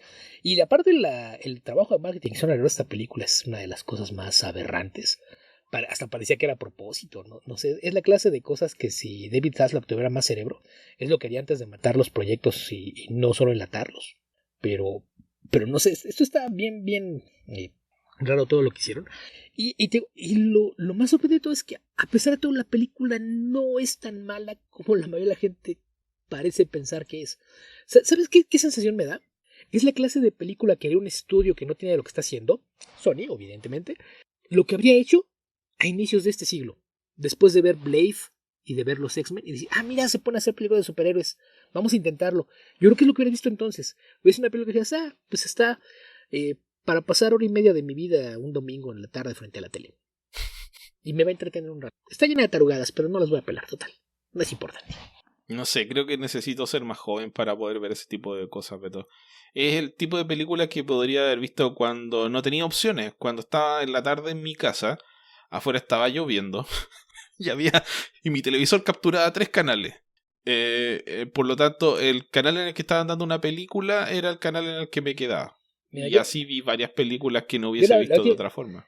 te pongo ese ejemplo porque yo hice eso con una película que no tenía ganas de ver en el cine. Y un domingo, así que desperté temprano, todo el mundo estaba dormido en casa, estaba yo solo. Fui, agarré, me serví un tazón de cereal sin leche, de chocolate, obviamente. Un vaso O sea, dulces, Beto, comiste dulces. pero de cereal. Me senté frente a la televisión y me di cuenta de que en Cinecanal iban a pasar The League of Extraordinary Gentlemen. Ok. Y me senté un Esa domingo, es la clase de películas un que había domingo por la visto mañana sin, con un no teniendo tazón opciones. de cereal de chocolate a ver la película. Y llegué a la conclusión de que era la única forma de que él iba a ver y no sentirme ofendido. Esta es la clase de película que hubiera sido eso. Por eso digo, es la clase de película que antes del boom de las películas de superhéroes, un estudio que no sabía lo que quería hacer, que es lo que Sony sigue haciendo a estas alturas, hubiera hecho. Entonces, no es tan mala como mucha gente dice, no es lo bastante buena como para que la puedas recomendar a alguien o convences a alguien de que pague un boleto para ir a verla al cine. Pero el día que no tenga nada mejor que hacer con su vida y esto ya esté en algún servicio de streaming, pues no está de más que le echen un vistazo. Digo, las actuaciones están mayormente bien. En el caso de Dakota Johnson, yo no entiendo por qué es tan popular. No me parece que sea tan buena actriz. Me parece que es una chica guapa, pero no a nivel de tener los seguidores que tiene. Yo creo que más bien su carrera pues es un efecto de lo que pasó con 50 Shades of Grey. Pero no me parece que sea una actriz tan buena. No me parece que sea una chica tan despampanante como para tener los seguidores que tiene. No me parece tampoco tan carismática. El tratar de que ella carrera con este proyecto creo que fue pedirle demasiado.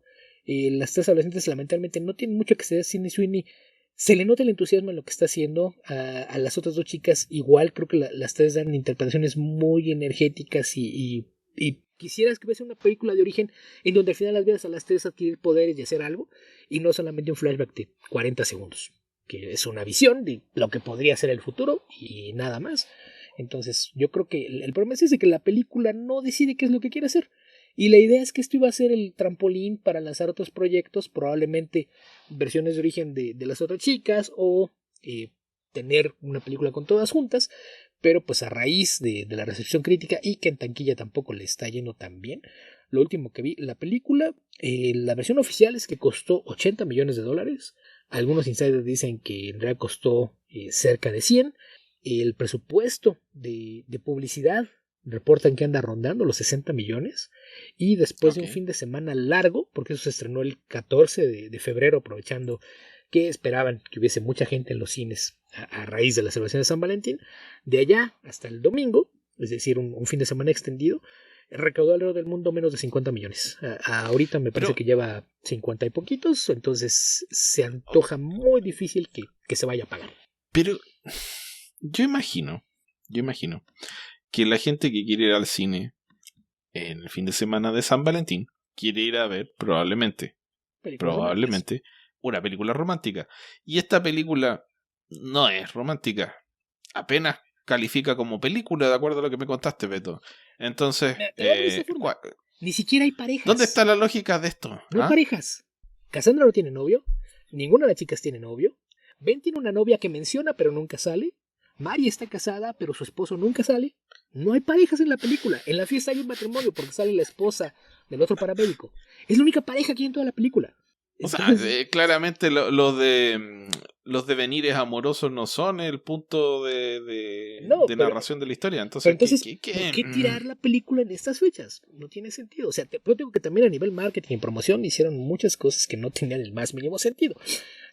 Y vamos, ya de plano dijeron que pues no, los proyectos para expandir alrededor de esto y tener secuelas y spin-offs pues obviamente quedan cancelados. Y ahora lo que se rumora es que todo el futuro de este universo de Spider-Man sin Spider-Man depende de cómo le vaya a Kraven, que sale este mismo año. Y que a juzgar por el primer tráiler, pues digo, creo que ya podemos enterrarlo, hacerle las misas de varios meses y demás, y declarar muerto este experimento sin sentido de Sony, y que si el mundo fuera un lugar con lógica, Amy Pascal tendría que estar haciendo las maletas y irse a retirar. Es que es difícil entender cómo... Porque A ver, la idea en sí, la idea de crear un universo alrededor de Spider-Man no es descabellada en lo absoluto. Podrías hacerla con Spider-Man, podrías hacerlo con Batman, podrías hacerlo con varios personajes que tienen suficiente mitología propia como para sostener a partir de ahí construir una mitología más grande. Hay suficiente en Spider-Man, más que suficiente en Spider-Man para hacer un montón de películas con Spider-Man y los personajes aledaños. Pero, o sea, no basta con tener nombres y trajes, hay que hacer historias. Entonces, no entiendo cómo puede ser tan difícil, porque adaptar literalmente los cómics de Spider-Man te sale algo mejor que esto. Sí, no, y digo, ahora dicen que todo depende de Craven, porque hay que recordar que la otra película que tiene anunciada, la de El Muerto, ya fue declarada muerta. Pues de entrada es un personaje que el 99% de los lectores de cómics no tiene idea de quién es el muerto, y con justa razón. El otro 1% desearía no saber quién es el muerto. Y esa película dependía de que le iban a vender oro de que, ay, tenemos un protagonista que es famoso y que gente que normalmente no veía películas la va a ir a ver nada más porque está él, que era Bad Bunny. El momento que Bad Bunny dijo, ¿saben qué? No tengo tiempo, voy a hacer otras cosas, no voy a hacer la película. No saben qué, se cancela la película. Entonces, Crimen de Hunter es el último intento por ver si pueden sacar algo de esta franquicia, que en realidad ha estado perdiendo dinero. Insisto, me parece increíble que mi Pascal todavía tenga un trabajo cuando toda su fama depende de haber dejado que Kevin Feige le salvara a Spider-Man y que la animación en donde ella ha hecho campaña por tratar de matar a base de abusos a los animadores en las películas de Spider-Verse, que de eso dependa que ella siga teniendo un trabajo cuando ha hecho un trabajo tan incompetente al frente de un estudio. No, y el tema, o sea, para mí no tiene sentido hacer las películas de los villanos antes de hacer la película con Spider-Man. ¿Por qué? Podrías hacerlas de héroes secundarios. Pero podrías haber hecho una película de Spider-Woman con cualquiera de las dos versiones. Bueno, de cualquiera de las versiones, me refiero a las dos versiones más conocidas. Querías tener a Julia Carpenter. Puedes hacer una película sobre Julia Carpenter y hacer que funcionara. Puedes tener una película sobre Jessica Drew y hacer que funcionara. Y a lo mejor construir el universo alrededor de una de ellas. Porque, o sea, es que no tiene sentido, porque si lo quieres hacer con Venom sí lo puedes hacer, a pesar de que lo hayas hecho al revés, porque por un lado el personaje apareció en Spider-Man 3, la gente puede que lo conozca, y es un antihéroe que ha sido capaz de sostener su cómic más allá de que te guste o no te guste. Pero si vas a hacer una historia de Kraven, ¿cuál es la historia que vas a hacer de Kraven? Ok, no era pregunta retórica, pero si vas a hacer una historia de Kraven, si quieres tener una buena historia de Kraven, tendría que ser The Last Hunt. El problema es que para tener The Last Hunt tienes que tener antes tienes que hacerla con Spider-Man para que se entienda quién es el personaje de Kraven y qué es lo que lo lleva a ese punto en su vida.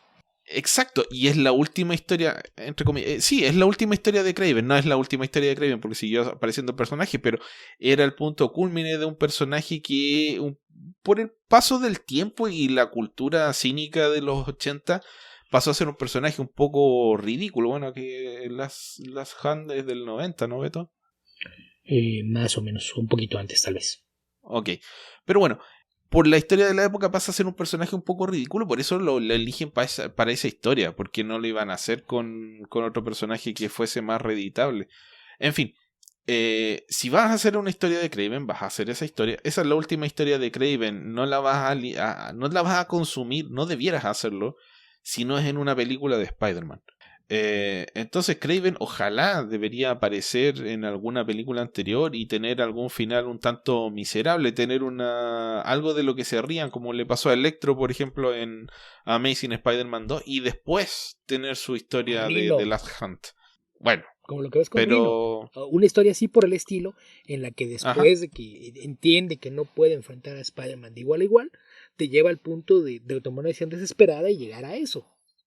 Entonces, si vas a hacer tu primera película con Kraven y lo pones de protagonista, ¿qué vas a hacer con Kraven? Porque es el villano, no lo...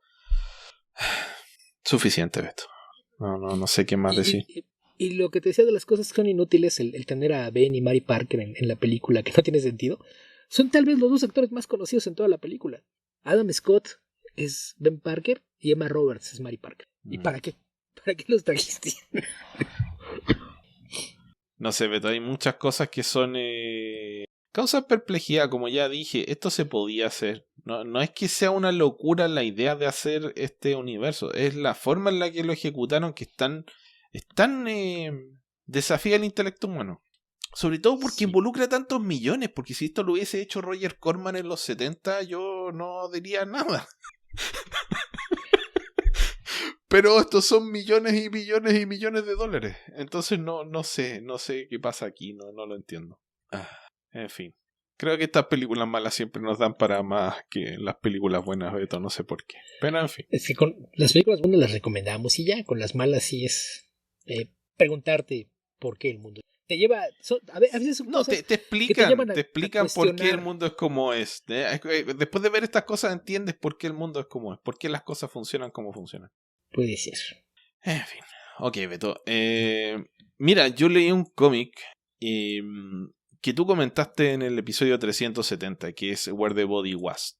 Y aproveché de escuchar el episodio 370 de Comic Verso. Y Beto, debo decir que me reí con mis propios chistes, así que creo que debo ir al psicólogo.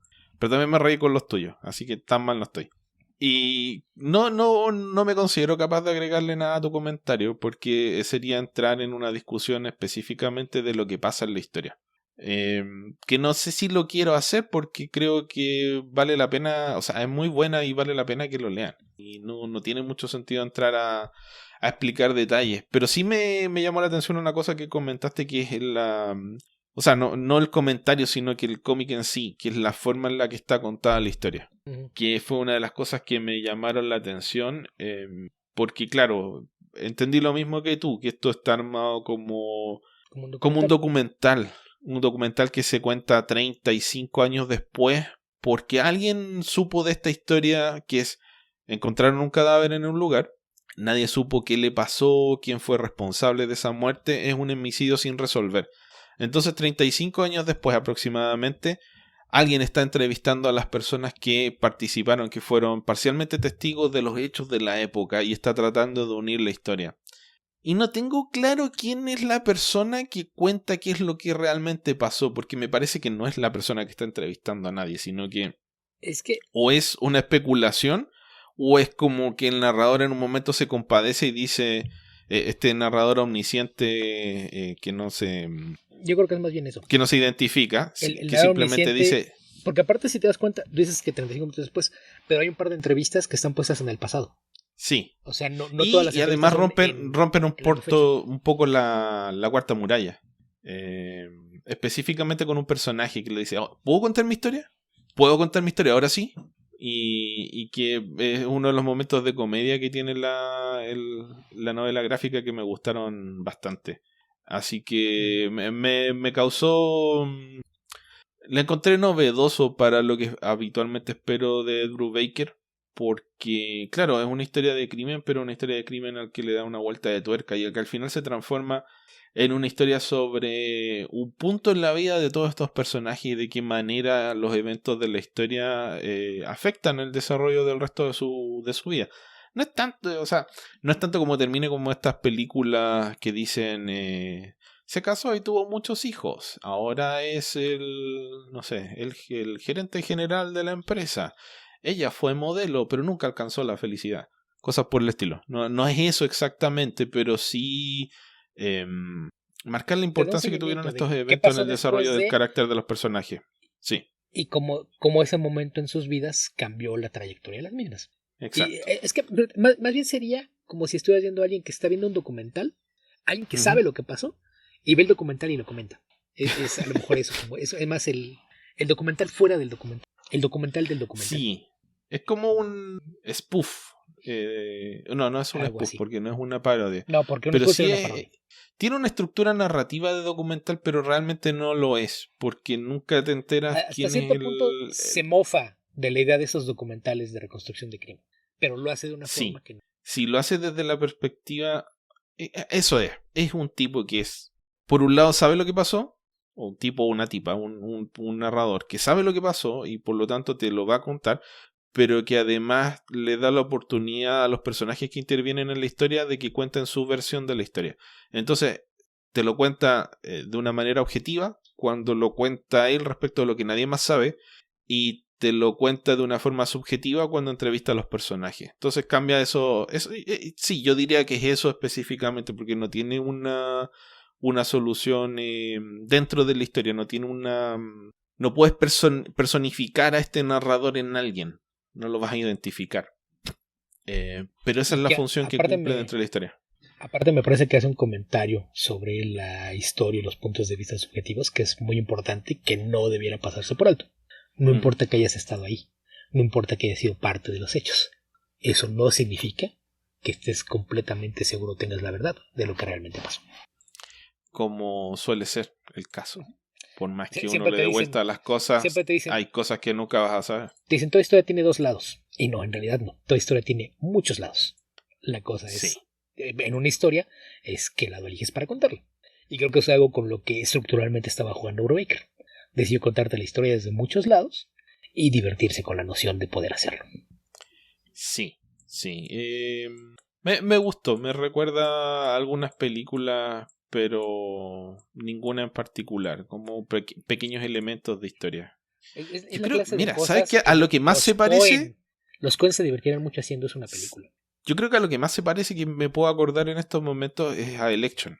Un poco, sí. Que no es una historia sobre crimen, o sea, pasan cosas, más problemas morales en esa película. Es una muy buena película, por cierto, si no la han visto, véanla. Pero es a lo que más se parece. Porque también ahí tienes la contraposición de cómo los personajes cuentan su historia y cómo la ves casi de una manera más objetiva por fuera, sobre todo el personaje de Matthew Broderick, cómo él va, cuando él trata de contar cómo está después de lo que ocurre en los hechos de la película, él lo trata de pintar de una forma mucho más favorable de lo que realmente es. Sí, y si lo hubieran decidido abordar como una parodia, sería más... ¿A cuál, perdón? Club. Ah, ok. Sí. Así que doble recomendación para Where the Body Was de Drew Baker y Sean Phillips. Como suele ser el caso, no tenemos... no tiene puntos negativos en nuestro Rotten Tomatoes, Beto. Así que, bueno, y para compensar... o sea, no para compensar, pero brevemente... Estaba viendo una serie que se llama Historia Criminal, que está en Apple TV Plus. Creo que así se llama el canal. Que es una... Voy en el episodio 4, creo que ya están publicados los 8 que contienen, o sea, que comprenden la miniserie. Yo le decía a Beto por interno, que ahí nos comunicamos a veces un poco por WhatsApp, que pensaba que era una serie de la BBC, pero en realidad es una historia específicamente creada para Apple TV, pero por una producción británica. Está protagonizada por Peter Capaldi y Cush Jumbo. Y la verdad, Beto, es que me ha encantado esta serie porque encuentro que está muy, muy bien hecha. Las series británicas, las pocas que he visto, suelen ser más indirectas y contemplativas. Como diríamos en Chile, las series estadounidenses tienden a ser 2 cucharadas y a la papa. O sea, tratan de identificar la historia rápidamente, presentar a los personajes e ir a alguna parte. Las malas se caracterizan porque no logran hacer eso. Las buenas es porque lo hacen de buena forma. Y las series británicas logran hacer algo que es bastante difícil, y no en todos los casos, que es construir personajes muy complejos.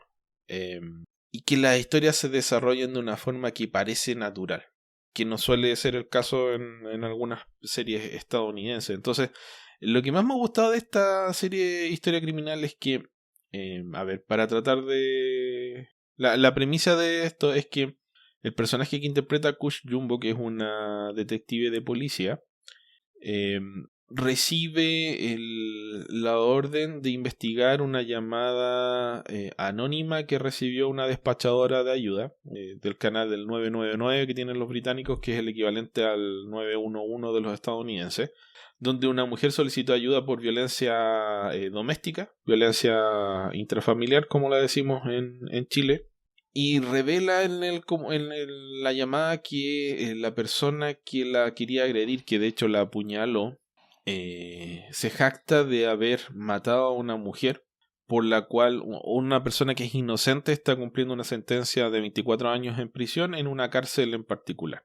Entonces, cuando la detective escucha esta llamada y se da cuenta que hay tanto detalle tan específico respecto del crimen que revela este testigo de oídas esta persona que es pareja del supuesto homicida de la primera mujer, que es Adelaide Barrows, creo el nombre del personaje. Se le mete en la cabeza y comienza a investigar qué pasó en ese caso. Descubre que efectivamente el asesino de Adelaide Barrows está cumpliendo 24 años en prisión en la cárcel que dijo esta mujer. Entonces eso le hace pensar que hay algo de verdad en esa acusación. Y esta idea se le mete en la cabeza y no la deja tranquila, porque hay una persona potencialmente inocente, que está cumpliendo una condena de 24 años. Entonces empieza a hurgar el qué pasó hace, no sé, en cuánto tiempo ocurrió este homicidio, de haber sido unos 6, 8 años, algo por el estilo. Unos 10 años aproximadamente, porque una de las víctimas es el hijo de la mujer, y que es un niño en la historia, en los racontos, pero ya es un adulto joven en la historia actual. Debe tener unos 19 años, una cosa así, está buscando su primer trabajo. Y ahí conoce a Peter Capaldi, que es el detective que estuvo a cargo de la investigación, y que aparentemente primero la trata con cortesía, sin burlarse mucho de ella, pero que claro, no le cae en gracia que alguien venga a escarbar en un homicidio de hace 10 años sin prueba alguna, más que una llamada telefónica de una persona desconocida. Pero bueno, ahí comienza la rivalidad entre los personajes y la forma en la que cada uno va tomando acción, principalmente el personaje de Capaldi, que es el más artero, más manipulador de los dos, porque es un policía viejo versus una detective joven. Van revelando pequeñas cosas uno del otro. Y lo que va revelando las acciones que toma de forma soterrada Capaldi es que por ningún motivo quiere que se investigue qué pasó realmente en ese homicidio. Y eso no hace más que reafirmar, a pesar de todo el dolor que le causa, todos los problemas que le causa esta investigación, reafirmar la intención de la detective de descubrir qué pasó efectivamente. Así que voy ahí en el episodio 4, Beto, está muy muy bueno, así que si tienen Apple TV Plus les recomiendo que vean la serie. Son episodios de alrededor de 1 hora. El ritmo es un tanto lento, pero son de estas series a las que hay que ponerle atención a todo, porque los personajes se van interrelacionando de maneras que no son súper evidentes, y la información tampoco te la repiten ni te la machacan, sino que la van tirando, y de repente, si no estás atento, vas a tener que volver a repetirte algún momento en el que dan información, que afortunadamente no me ha ocurrido todavía, pero necesitas estar bien concentrado en lo que estás viendo, porque no tienes esa costumbre de machacarte la cabeza con la información importante, sino que la tienes que retener y utilizarla al ver la serie. Okay. Así que eso, creo que es una serie bien inteligente y bien interesante. Me la fue ahorita a checar, y el 8º episodio no ha salido, pero para cuando esté escuchando esto ya estará. Aquí dice que se estrena el 21 de febrero de 2024, es decir, mañana. Okay. Que ahí a veces esto de la liberación semanal creo que ya no se destantea. Yo hace unas semanas comencé que estaba viendo Dead and Other Details y que me faltaban 2 episodios, pues no, resulta que está liberando también semana a semana. Terminamos de grabar la semana pasada y dije, pues voy a ver los otros 2 episodios. Y terminó el 5º y me dijo, ver el siguiente episodio. Y dije, ¿qué? Entonces llevo 6, pero aparentemente faltan todavía 4 episodios de aquella serie, pero es también que se están liberando semana a semana. Pero de esta, para que escuchen esto, ya estarán los 8 disponibles. Así es que si tienen Apple TV, ahí está. Si no, alguien como yo, y pues probablemente buscaré alguna otra forma de verla. Criminal Record en inglés. Y mira, me sale aquí que el 58% de los usuarios dice que les gustó la serie. La verdad no sé por qué. Creo que tiene varias sutilezas bien interesantes. Entonces no, yo creo que vale mucho la pena la serie. La verdad me gustó. Ahorita que hablaste de porcentajes, me acordé de algo que no te reclamé la semana pasada. ¿Qué error garrafal cometí? No error, pero es que cuando estábamos hablando de Marvels, que dije, en Rotten Tomatoes tiene una aceptación del 64% de la crítica y del 80 y tantos % de la audiencia. Tú dices, estoy más cercano a la crítica. Y yo estaba tan deseoso de decirte que estabas entrando a tu etapa de largo de mi jardín, que olvidé decirte que no, en realidad estás del lado del 36% de la crítica, porque al 64% le gustó. Ok.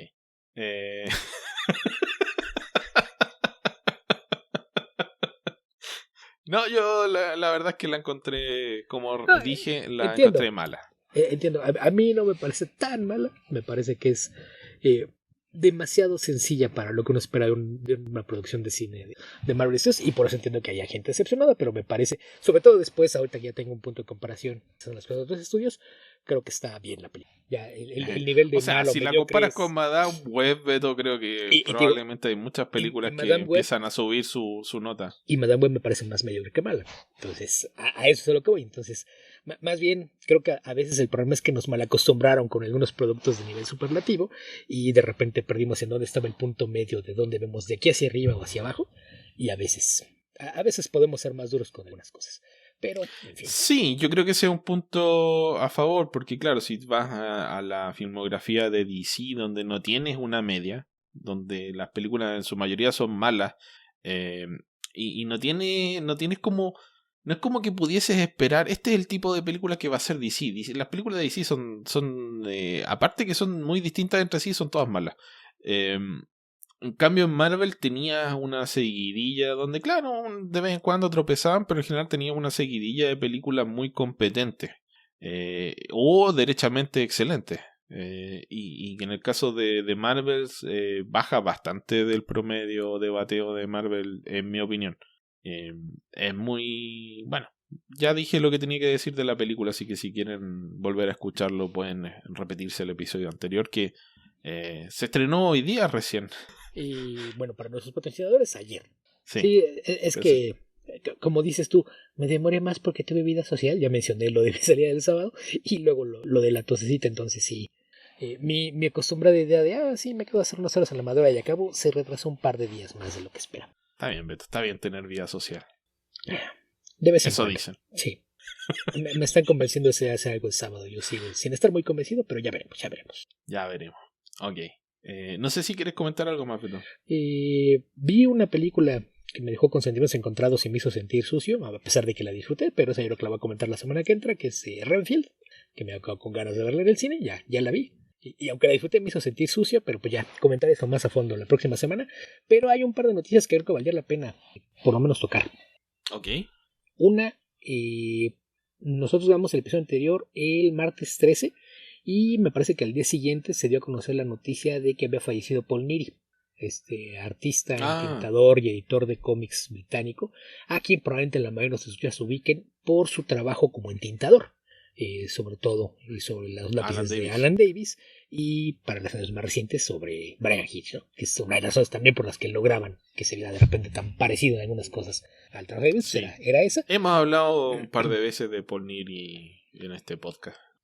Y de hecho yo lo primero que vi en la noticia, creo que fue, no sé si fue el 14 en la noche o el 15, fue de Alan Davis, que puso un comunicado diciendo que falleció el 10 de febrero después de una larga enfermedad, sin dar más detalles al respecto, y pues lo menciona él como un mentor, colega y amigo. Sí, ¿cuál es una enfermedad larga o alguna enfermedad crónica sostenida, ¿no? Ahí sí pueden ser muchas otras cosas, pero lo usual en esos casos, sobre todo cuando no hay más detalles, es alguna forma de cáncer. Sí, generalmente cuando dicen una larga y penosa enfermedad suele ser un eufemismo para cáncer. Sí, nada más dice una larga enfermedad. Dice, falleció el 10 de febrero de 2024, luego una larga enfermedad. Y pues comenta un poco de cómo lo conoció y demás. Y pues por ahí también después aparecieron otros obituarios y notas al respecto de su carrera, de gente que trabajó con él y demás. Y pues creo que tuvo una carrera súper interesante, ¿no? Porque él era británico. Estudió en la Universidad de Leeds porque quería estudiar metalurgia, pero la primera vez que tuvo unas vacaciones se fue a Nueva York. Y lo primero que hizo llegando a Nueva York fue averiguar dónde había oficinas de cómics y pensar en qué clase de cosas le gustaría hacer. Y fue a buscar la oficina de Jim Warren, el dueño de la Warren Publishing, y le enseñó parte de su trabajo. Y pues antes de salir de esa misma reunión ya tenía trabajo como artista frecuente en la revista Eerie, haciendo historias de horror. Así de que pues en ese momento abandonó la universidad y empezó a trabajar en cómics. Ahí pues fue colaborador de varias revistas y después de que Warren cerró sus operaciones, ya en el Reino Unido empezó a trabajar en adaptaciones de cómics de películas de la Hammer, también en el género de horror. Después dibujó algunas historias para la revista de Doctor Who, escribió historias para otros dibujantes y fue cuando empezó a tener una carrera más o menos larga. después le dieron un trabajo como editor en Marvel UK, donde trabajó por algunos años, en la década de los 90, pero en el intermedio, perdón, la primera vez que pasó por Marvel UK era un editor dentro de la editorial, y hasta varios años después regresó ya como editor en jefe. Pero en el intermedio, como artista, dibujó durante bastante tiempo los cómics de Capitán América, en la época en la que Roger Stern y John Mark de Matías hicieron cosas con el personaje. Él tuvo ahí una larga etapa como artista de esa serie. Después de eso, pues empezó a colaborar como entintador para otros artistas, y en particular con Alan Davis, a quien había conocido en Marvel UK, porque cuando él tuvo trabajo de editor de ese Skin, que era el editor en jefe en aquel entonces, tuvo la idea de que quería cómics originales hechos por británicos, y fue cuando nació la revista del Captain Britain, que escribía Chris Claremont y dibujaba Alan Davis. Ahí fue donde lo conoció y se hicieron amigos, y entintó muchas veces el trabajo de Alan Davis. Después de esto, cuando ya los dos trabajaban en América, Alan Davis consideraba que era uno de los entintadores que más hacía lucir su trabajo, y cuando recibió el encargo de convertirse en artista regular de Detective Comics, en aquella época en la que colaboró con Mike W. Barr, lo llamó para preguntarle si quería ser su entintador en la serie, y a partir de ahí se convirtió en el entintador de cajón de Alan Davis durante muchos años, ¿no? Sobre todo ahí y en su primer paso por Excalibur, ¿no? Cuando trabajaban con las historias de Chris Claremont. Cuando regresó al Reino Unido a inicios de los 90, se convirtió en editor en jefe de la editorial, y él fue el responsable de lanzar la línea de cómics originales de Marvel UK, que originalmente Marvel UK reempaquetaba cómics americanos, le hacía los ajustes que tenían que hacer, de cambiar algunos modismos o incluso redibujar páginas si creían que había cosas que no eran aceptables para el mercado británico. Eso era parte de lo que se hacía allá, y en los 90, cuando estaba él, tuvieron la intención de probar suerte de vender material original al mercado americano, y fue cuando surgieron muchas series originales de Marvel UK, que eventualmente se vendieron en Estados Unidos con un éxito pues bastante sólido en un principio, ¿no? Es donde salió la segunda versión de Death's Head, donde salen personajes como Motherman y Kid Power, o un segundo intento por lanzar a los Knights of Pendragon, que no nació original, pero fue el primer intento de venderlos en América.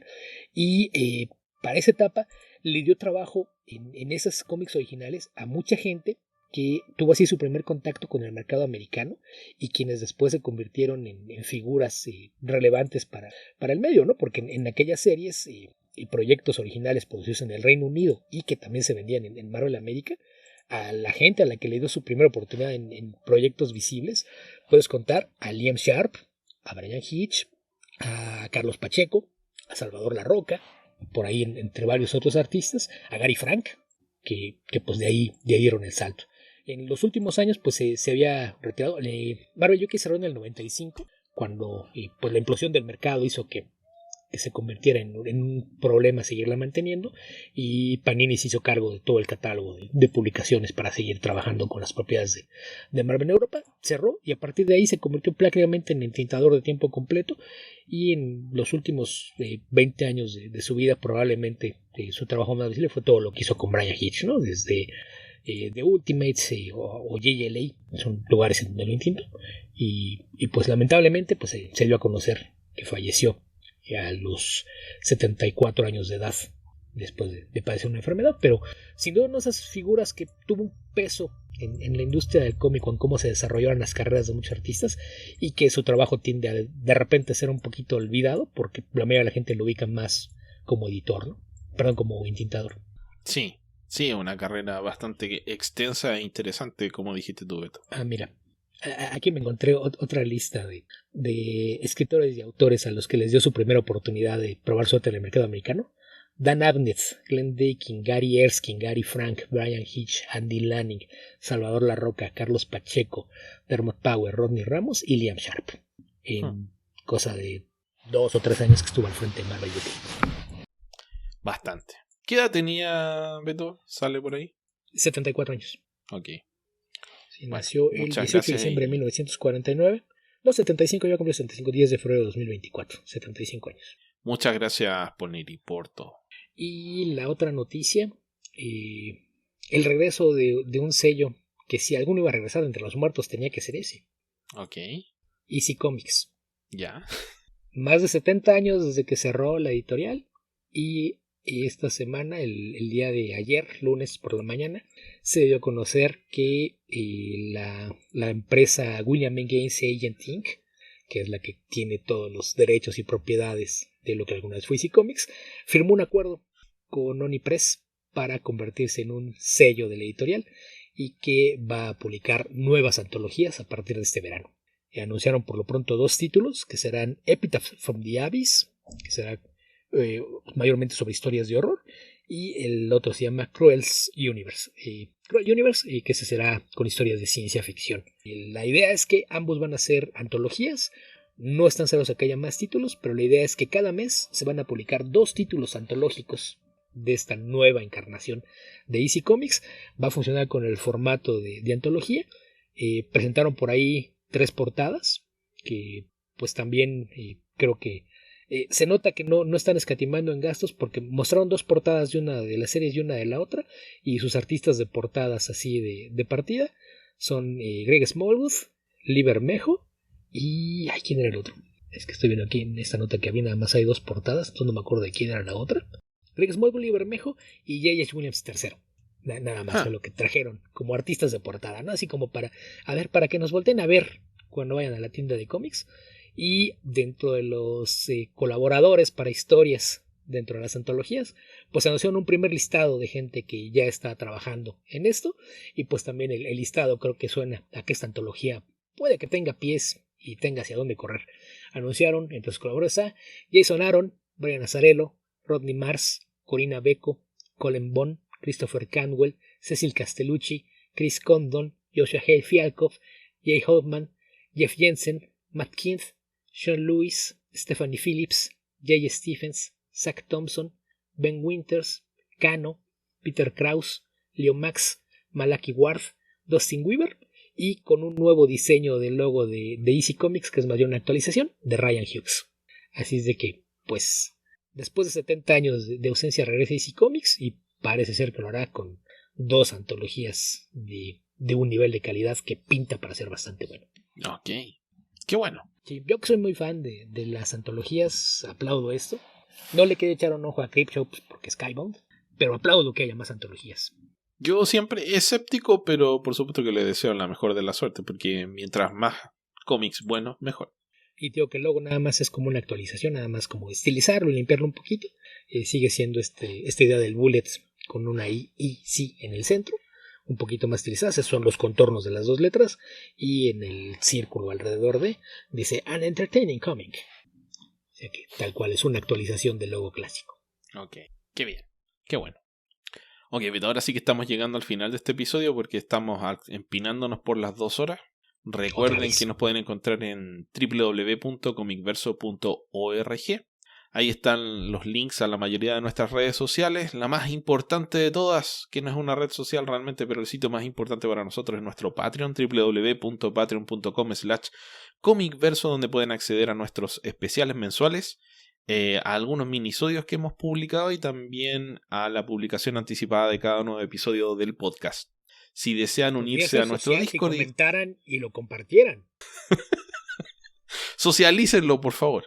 Si quieren unirse a nuestro Discord, lo pueden hacer ingresando a bit.ly/discordcv, discordcv todo con mayúscula. Ya andamos por ahí por los 70 usuarios, que me parece que es bastante, pero podrían dejar más comentarios, más preguntas, no sé. Ahí decían ustedes si quieren unirse. También pueden hacerlo a través de X/Twitter utilizando hashtag comicversoresponde. También nos pueden dejar preguntas en nuestro YouTube o enviarlas directamente por correo electrónico ahí a nuestras direcciones, por ejemplo comicverso@gmail.com. ¿Dónde más te puede encontrar la gente, Beto? Bueno, pues como ya he comentado en las últimas semanas, estoy en proceso de revivir tanto mi blog como mi página de Patreon, que encuentran en hogueralanecesidades.blogspot.com y patreon.com/guía-ficcionauta, ficcionauta todo de corrido y con X. Además de eso, colaboro de forma semi-regular con nuestro buen amigo Dr. McCoy en su podcast Archivos Temporales, y poco después de que ustedes estén escuchando esto, grabaré o habré grabado ya un nuevo episodio con él, en el que vamos a hablar un poquito de las primeras adaptaciones animadas basadas en cómics en la década de los 70. pues para que estén por ahí pendientes. Ese será el tema del que vamos a hablar dentro de un par de días. Y también soy colaborador regular del Irregular Podcast Comicasi, que aparece muy de vez en cuando a través de sus propias redes o en su plataforma favorita de podcast. Y como ya aclaraste, Beto, no solo es infrecuente, también no es muy bueno. Eso sí, no podría yo juzgarlo. Cuando no estoy, no lo escucho y no me gusta hablar de mi propio trabajo porque pues no me parece que sea justo. Solo lo digo porque cuando quise aclarar que era irregular por frecuencia y no por calidad, tú dijiste, no sé. Pero eso fue por una insistente necedad en hablar de cosas como Mark Millar y Tom King y demás. Entonces, yo ahí sí me lavo las. Ok, ¿qué más, Beto? Pues creo que nada más, ¿no? En redes sociales me encuentran en Twitter como Albion2112 y si están activos en Blue Sky, allá también me pueden buscar como Albion2112, que por cierto Blue Sky ya es abierto, ya no hace falta invitaciones, si eso los detenía ya no hay necesidad de ello. Si me encuentran me pueden preguntar, hay formas de que puedan buscar a sus contactos de Twitter por si es lo que les da miedo ir y no encontrar a nadie, hay una forma de hacerlo, de hecho hay 2 o 3 formas de hacerlo, además de que quienes operaban con más de una cuenta o tienen acceso a una cuenta de algo más, hay una opción similar a TweetDeck que se llama BlueDeck y que no tiene ninguna restricción. Ya sabemos que TweetDeck se volvió de paga. Por allá en Blue Sky todo sigue siendo gratuito, incluida esta herramienta para poder administrar más de una cuenta. Sí, ese nombre inspirador viene respaldado por aplicaciones gratuitas. Así es. Habitantes del futuro, donde sea que estén y cualquiera que sea el momento en el que estén escuchando este podcast, que tengan ustedes muy buenos días, muy buenas tardes o muy buenas noches. Cuídense mucho. Hasta la próxima.